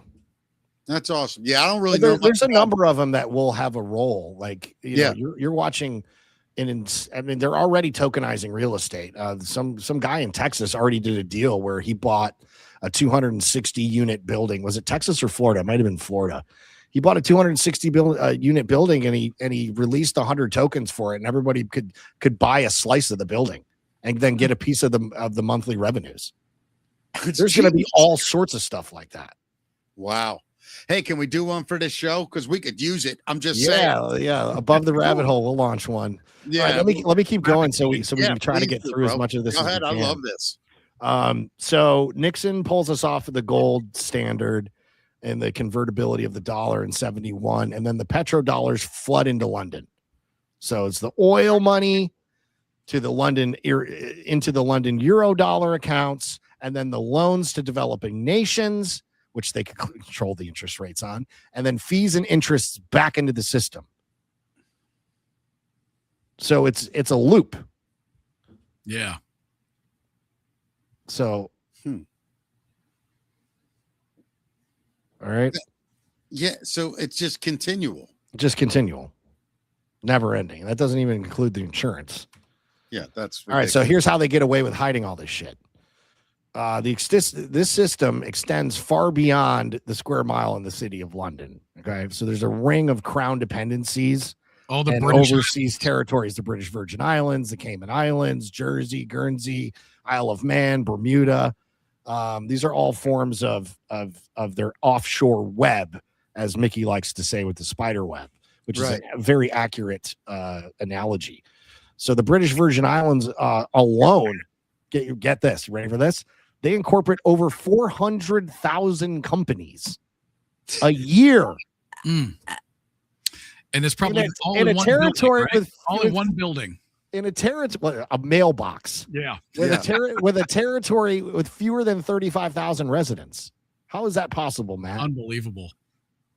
The Tax Justice Network estimates the network cost would be about 170 billion in lost tax revenue annually, because these various nodes throughout the Caribbean and in the Isles have different functions. One incorporates, one's a tax shelter, one houses this, one houses that, et cetera, et cetera. So that's how essentially their haven for all their shell companies, all their offshore banking, all their money flows, all where they incorporate, how they avoid tax. So the City of London's corporation itself dates back even further, just as a side note here, because we were talking about, the House of Orange and the Dutch coming over and taking over England when it was the Dutch trading company, and then it became the East India Trading Company, which is when they moved over. But this royal charter goes back to 1067, which is like the Catholic Church. And what are you seeing right now with all this hubbub with the Pope and all this sort of seemingly infighting happening around religion? Well, what is the Catholic Church controlled forever? Nobody has more property than the Catholic Church, maybe other than the Crown. Yeah, biggest, which has like 26% of the world's real estate. Right. So that's a physical asset that is worth quadrillions of dollars. Right. Yeah. Right. It's not. Right. Oh, I got Elon Musk 60. Elon Musk is paper rich. Oh, he's worth 600 billion. Yeah, if he breaks up and sells all his companies, like fires everybody, sells every Tesla he owns, like he doesn't have 600 billion dollars. Right. Not even close. No. He's living on like 10 million he gets from the bank, tax free, because he takes out a loan against his shares that he owns. Yeah, he just, if he needs money, he just goes. If he needs a helicopter, right? He just goes, send helicopter. Yeah, somebody does it. Yeah. But Belushi, real quick, let's just right here is really interesting, because when you start shelling money around the world, it's literally the vaults of evil, right? I mean, that's where evil's keeping all the money that controls it. How does Trump, or how does the new system rid the world of this? We all know it's wrong. We all know it's hurting people. What do we do to just make it go away? On chain. Everything's on chain. Everything's on chain, and it's backed, and it can't be inflated. But can you just seize it? Technically, like if you look at the infrastructure of XRP and how it's set up to be the intermediary between country A and country B, it's actually sovereign. Even though it's a US based company, it's not a United States federal government tool. It's a tool the federal government can use. But again, and I hate to compare it to the Federal Reserve in the sense that it's private, but it's sovereign. Meaning it doesn't tip its scales for one player or the other. It's an equal playing field. That's what Trump keeps talking about. We got to have an equal playing field. That's what he's talking about. When you have usury and you have mechanisms to turn the dial up and down for insurance rates, for lending rates, for this, that, and the other, if you remove those and you remove the internal revenue services and you create an external revenue service where the gross domestic product of this country is based on things we actually produce, they'll cease to exist. It becomes very difficult to have one person have any kind of there is no access built in for a single entity like a president to come in and just start turning things off. Right. Yeah. But okay, for instance, the Catholic Church, all their assets in the United States, who really owns it? Them, they're a corporation, right? I'm pretty sure that rolls up under the Vatican, but I've heard that they're broke. So I don't really know what to believe. They've been selling other properties and consolidating. Who's holding the paper? Yeah, who holds the deeds? Baltimore closed 10 Catholic schools and churches in the last 2 or 3 years. One I went to. It's just stopped. A bunch of guys I know, schools closed up. These were like 100 and some year old Catholic schools in neighborhoods in Baltimore City that just gone. Do you think that the Holy See, are they going to be held accountable on a global? I don't think you're going to see like the Pope like perp walked because he said what are they calling it? Christian Muzzy Chris or whatever, Chrissy Muzz. I don't know. Yeah. They're trying to merge Muslim and Christianity together. I thought it was Catholicism and well, he's talking about Christianity and being Muslim and merging those together.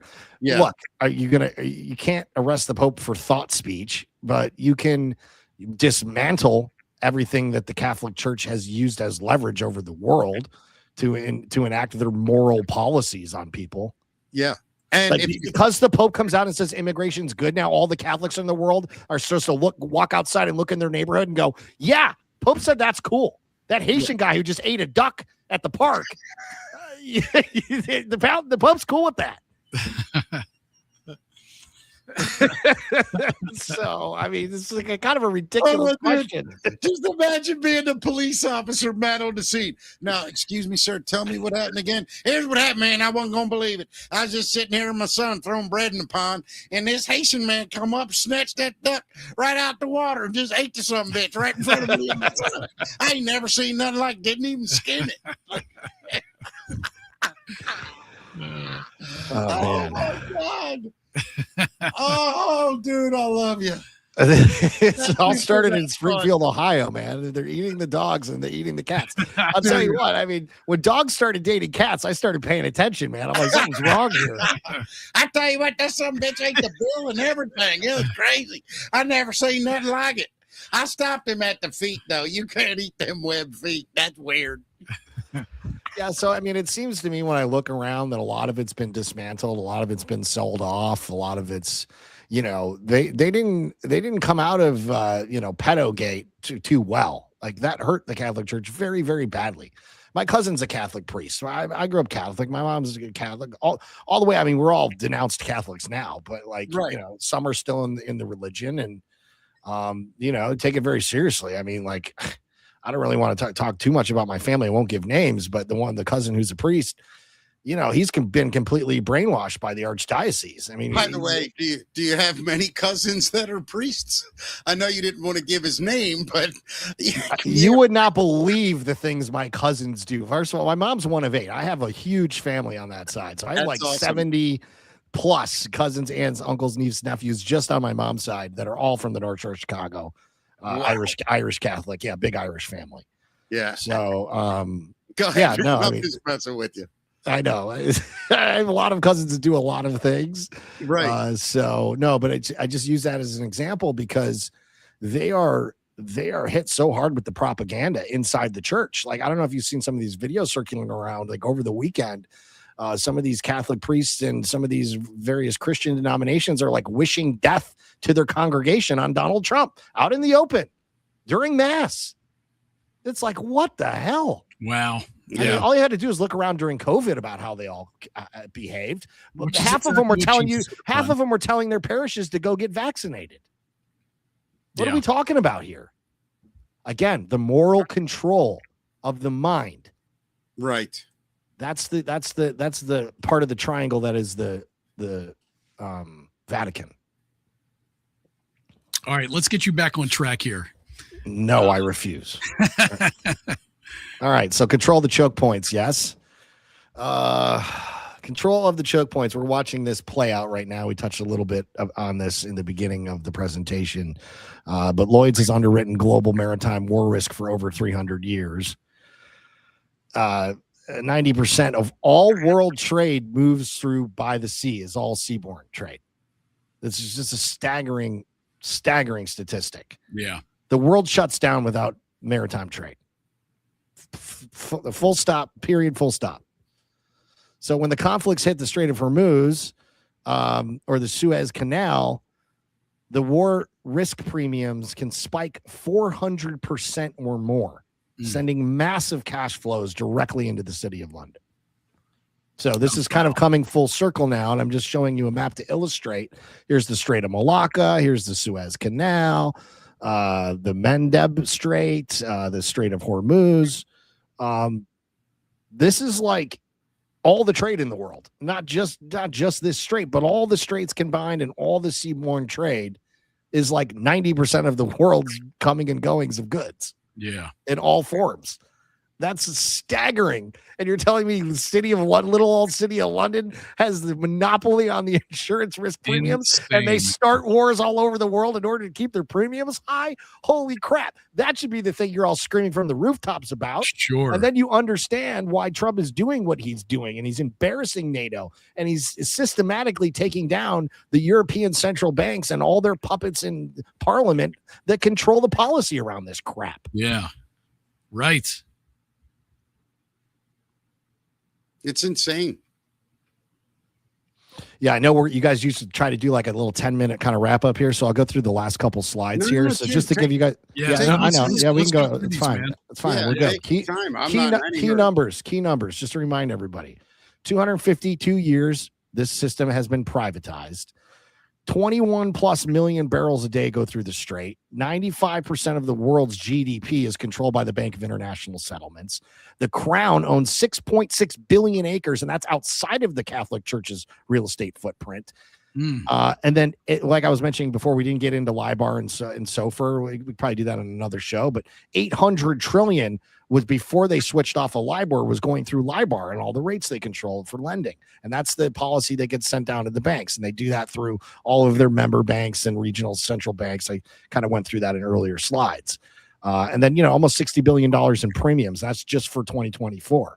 So when you here's the LIBOR thing, I'm going to skip it just because it's like, I'll take you through it real quick. So between 2005 and 2012, some of the world's most powerful bank systematically rigged the London interbank offer rate. That's what LIBOR is. The benchmark underpinning an estimated 800 trillion in global financial instruments. So the court documented that a bunch of people got caught doing this. Barclays got caught, UBS, Deutsche Bank, RBS, Citigroup, Morgans, HBC. They all got busted. And this is this big scandal that came out of really, and I've talked about this on many shows. 2008, when we crashed for good. We've only just been we've only created the illusion through endless printing and other mechanisms to keep this thing afloat. We defaulted in 08. Wow. We were done as a country completely. So all of the financial things that have been happening behind the scenes, whatever team got tapped when Trump was in military school, and all the various players throughout the decades that have done various things on the lawfare side, on the finance side, they've all been very quiet in the background doing things like moving the LIBOR to the SOFR, which is now controlled by the Federal Reserve. And that's why I brought up, it'll be very interesting to see what happens with Powell, because it's my opinion that Trump has been using Powell and completely has control of Powell. And he calls him Too Late Pal and gives him cute nicknames. Have you ever noticed everyone Trump gives a nickname is still holding their position of office? Yeah, they're all characters in the show. Right. So, this was a huge move when we went off of LIBOR. That is another dismantling of part of the system. That was a big one. And that happened in 2023. So we'll move past LIBOR real quick because I want to get to the end here. Yeah. So if you look at all the numbers, you look at the staggering amount of wealth that's controlled, how they do it, how the risk or the war premium really is the underpinning that is the dial that turns things up and down. The big picture.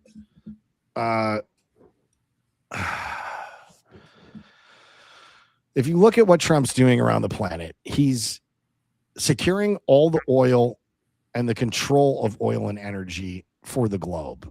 He's taking out intelligence nodes. He's taking out regions that are unstable. He's ending wars. I ended 8 wars, and never another president ended 8 wars. Every single one of those places that he went to and made a trade deal with, or got the two sides to agree to do some sort of transactional back end thing to stop killing each other, was all an alternative to the current system they on, where they had no way out, just like us. Yeah, it's. I just hope when's it over? I think when we get Israel fully outed and into whatever Israel's going to be, into the peace accords and behaving properly, and you have to get Ukraine and Russia done, and you have to stand up the trilateral deal between Russia, China, and the United States. Yeah. Russia, I think, is the big keystone. And this goes back to why we went to World War II over Germany trying to form a relationship with Russia. Europe couldn't have it. It breaks their whole system. Having Russia in the mix breaks the whole system on the eastern side of the hemisphere, which is not our playground. Our playground is the West. Right. Yeah. So we got to get the East players aligned with us and on board with the new system. Do you think Russia is still an enemy at the end? I don't think Russia's been a threat to us or an enemy for decades. Yeah. I mean, do you think we are eventually allies? I think you could call us something in the neighborhood of an ally. I mean, Russia, like I said, like I said earlier in the call, I said, Russia's flirting with the idea of enacting sanctions on Europe for LNG. I mean, Russia is, even though it's like, oh, did that Trump this morning on Squawk Box was like, I don't know. I think it might have been a Chinese ship that brought some not so nice things to Iran, right? They're playing all these narrative games. Yeah. But at the end of the day, China's going to have to play ball because we're sucking all the manufacturing out of there. If they want to continue to be the little proxy for Europe, we'll see how Trump handles that. But ultimately, I think once you see Russia in line with the United States on global trade, it's a wrap for the rest. That's the ultimate play, right? Yeah. If you get Russia and the United States as partners, the world's done. Who's going to stand up to that? Yeah. I feel like we're essentially allies now anyway. I mean, common enemies, right? Look at look at the values we hold. I mean, if you think about the original founding of this country, what it was founded on, what were the principles and what were the morals that were enacted by the baseline of religion we all shared? We wanted to not pay tax to the king, and we all wanted to be free Christians. That was really the net of it. That's all Russia wants too. Russia just wants to Russia. Yeah. Yeah. They just want to Russia. Yeah. let them Russia, man. Who cares? Yeah, let them Russia, bro. Yeah. I'm with you. They'll figure it out, right? They've been around a long time. Yeah. Much longer than us. Yeah. China's been around for 5,000 years, bro. Have they? Yeah. I'm joking, man. Who's had the longest constitution, though? That's true. We have had the longest running constitution. We're babies on the world stage, guys. Yeah. True. Yeah, but guess what? We're doing pretty dang good. We did. Man, we wrestled and boxed in high school, and all we do is work out. We do is work out and crush protein shakes, and we're teenagers on the world scene, and we're ready to mingle, baby. Yeah, man. Hey, I want to thank Ginger because $20 rent. I think maritime trade routes will be replaced or partially so by drone freight ships. We can do drones that carry ship containers of new material would be appropriate. Think forward. Love all you guys. Well, thank you so much, Ginger. Truly appreciate it. I'll say this to Ginger real quick is a lot of the ports have become automated with a lot of AI tech already, like some of the cranes and some of the different things. So you don't have to have longshoremen out there working 24-hour shifts, which according to Elon Musk, everyone's going to have a high basic income because AI is taking all of your jobs in the next 18 months. Way to go, Elon. Would you be against that, by the way?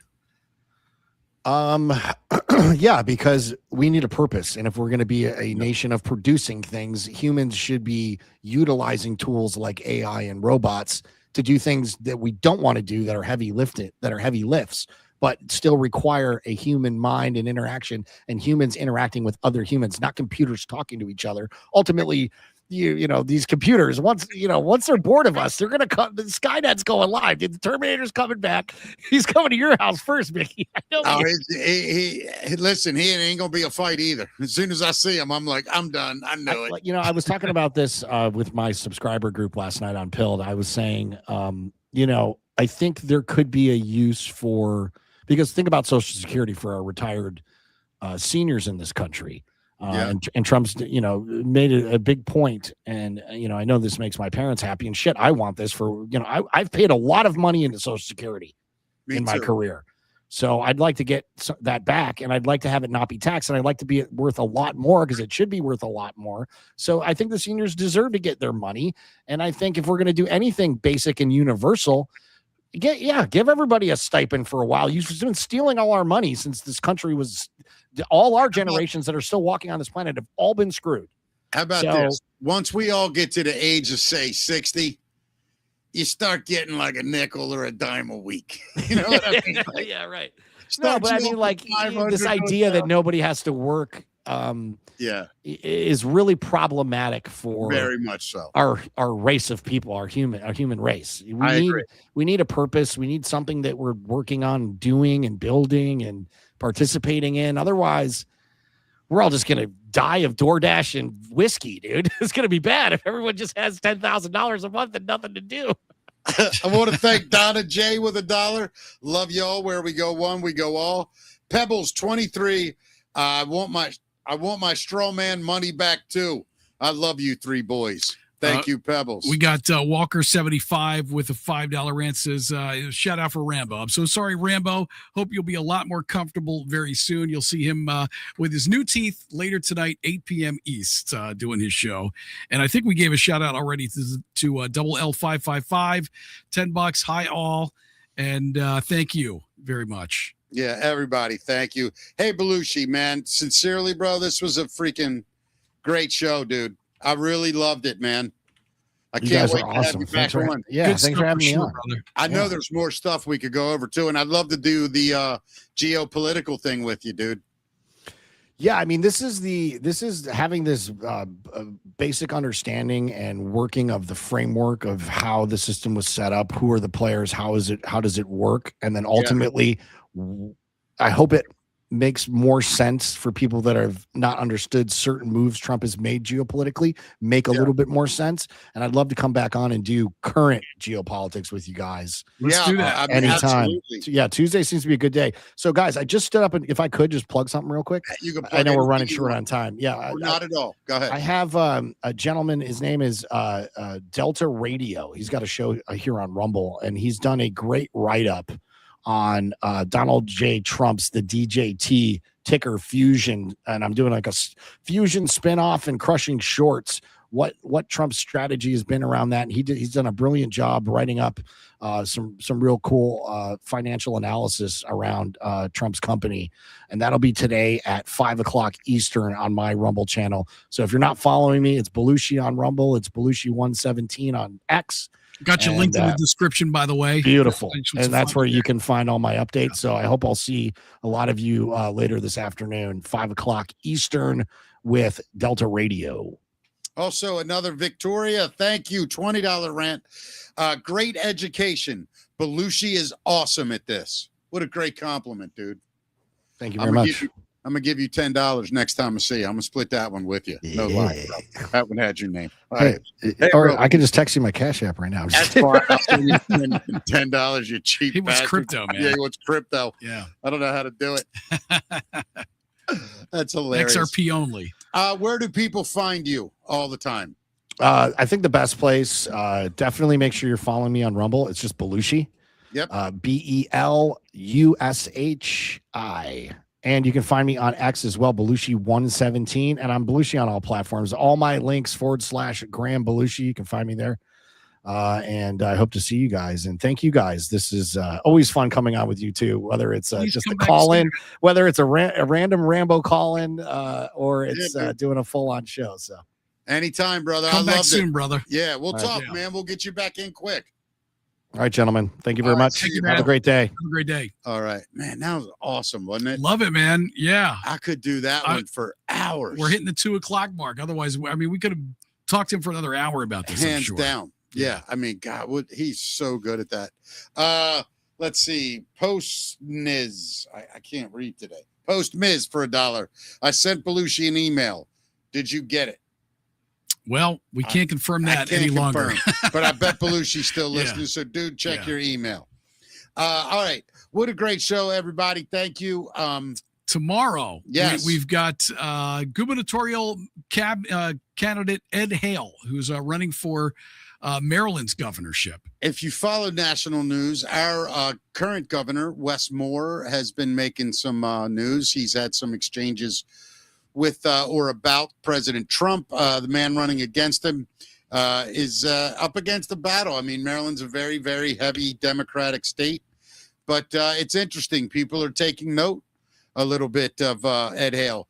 And there's some interesting things I'd like to talk to him about. The bridge, the energy costs in Maryland, Matt, which you know is just outrageous right now. We've just got a Vax Act passed, which is horrible. Gun laws going into now. legislation. It's really getting, I mean, they just want to make it illegal to own a handgun completely. Yeah, I mean, they're trying to ban Glocks essentially here in Maryland. God. Yeah. Anyway, all right. What a good show. We will be back tomorrow, 2:00 with gubernatorial candidate Ed Hale. Anything else, Matt? I think that's it. We'll see you tomorrow at 12 noon East. Thank you guys so much. We're not rating Rambo today because, once again, he'll be showing up with his new teeth tonight, 8 p.m. East on his channel, right? Showing up with his new teeth. I'm just reading the headlines here, Mick. Yeah, I get it, buddy. That was the headline. I get it completely. It's hilarious. You guys have a great day. We'll see you guys tomorrow at 12 p.m. East. Thank you.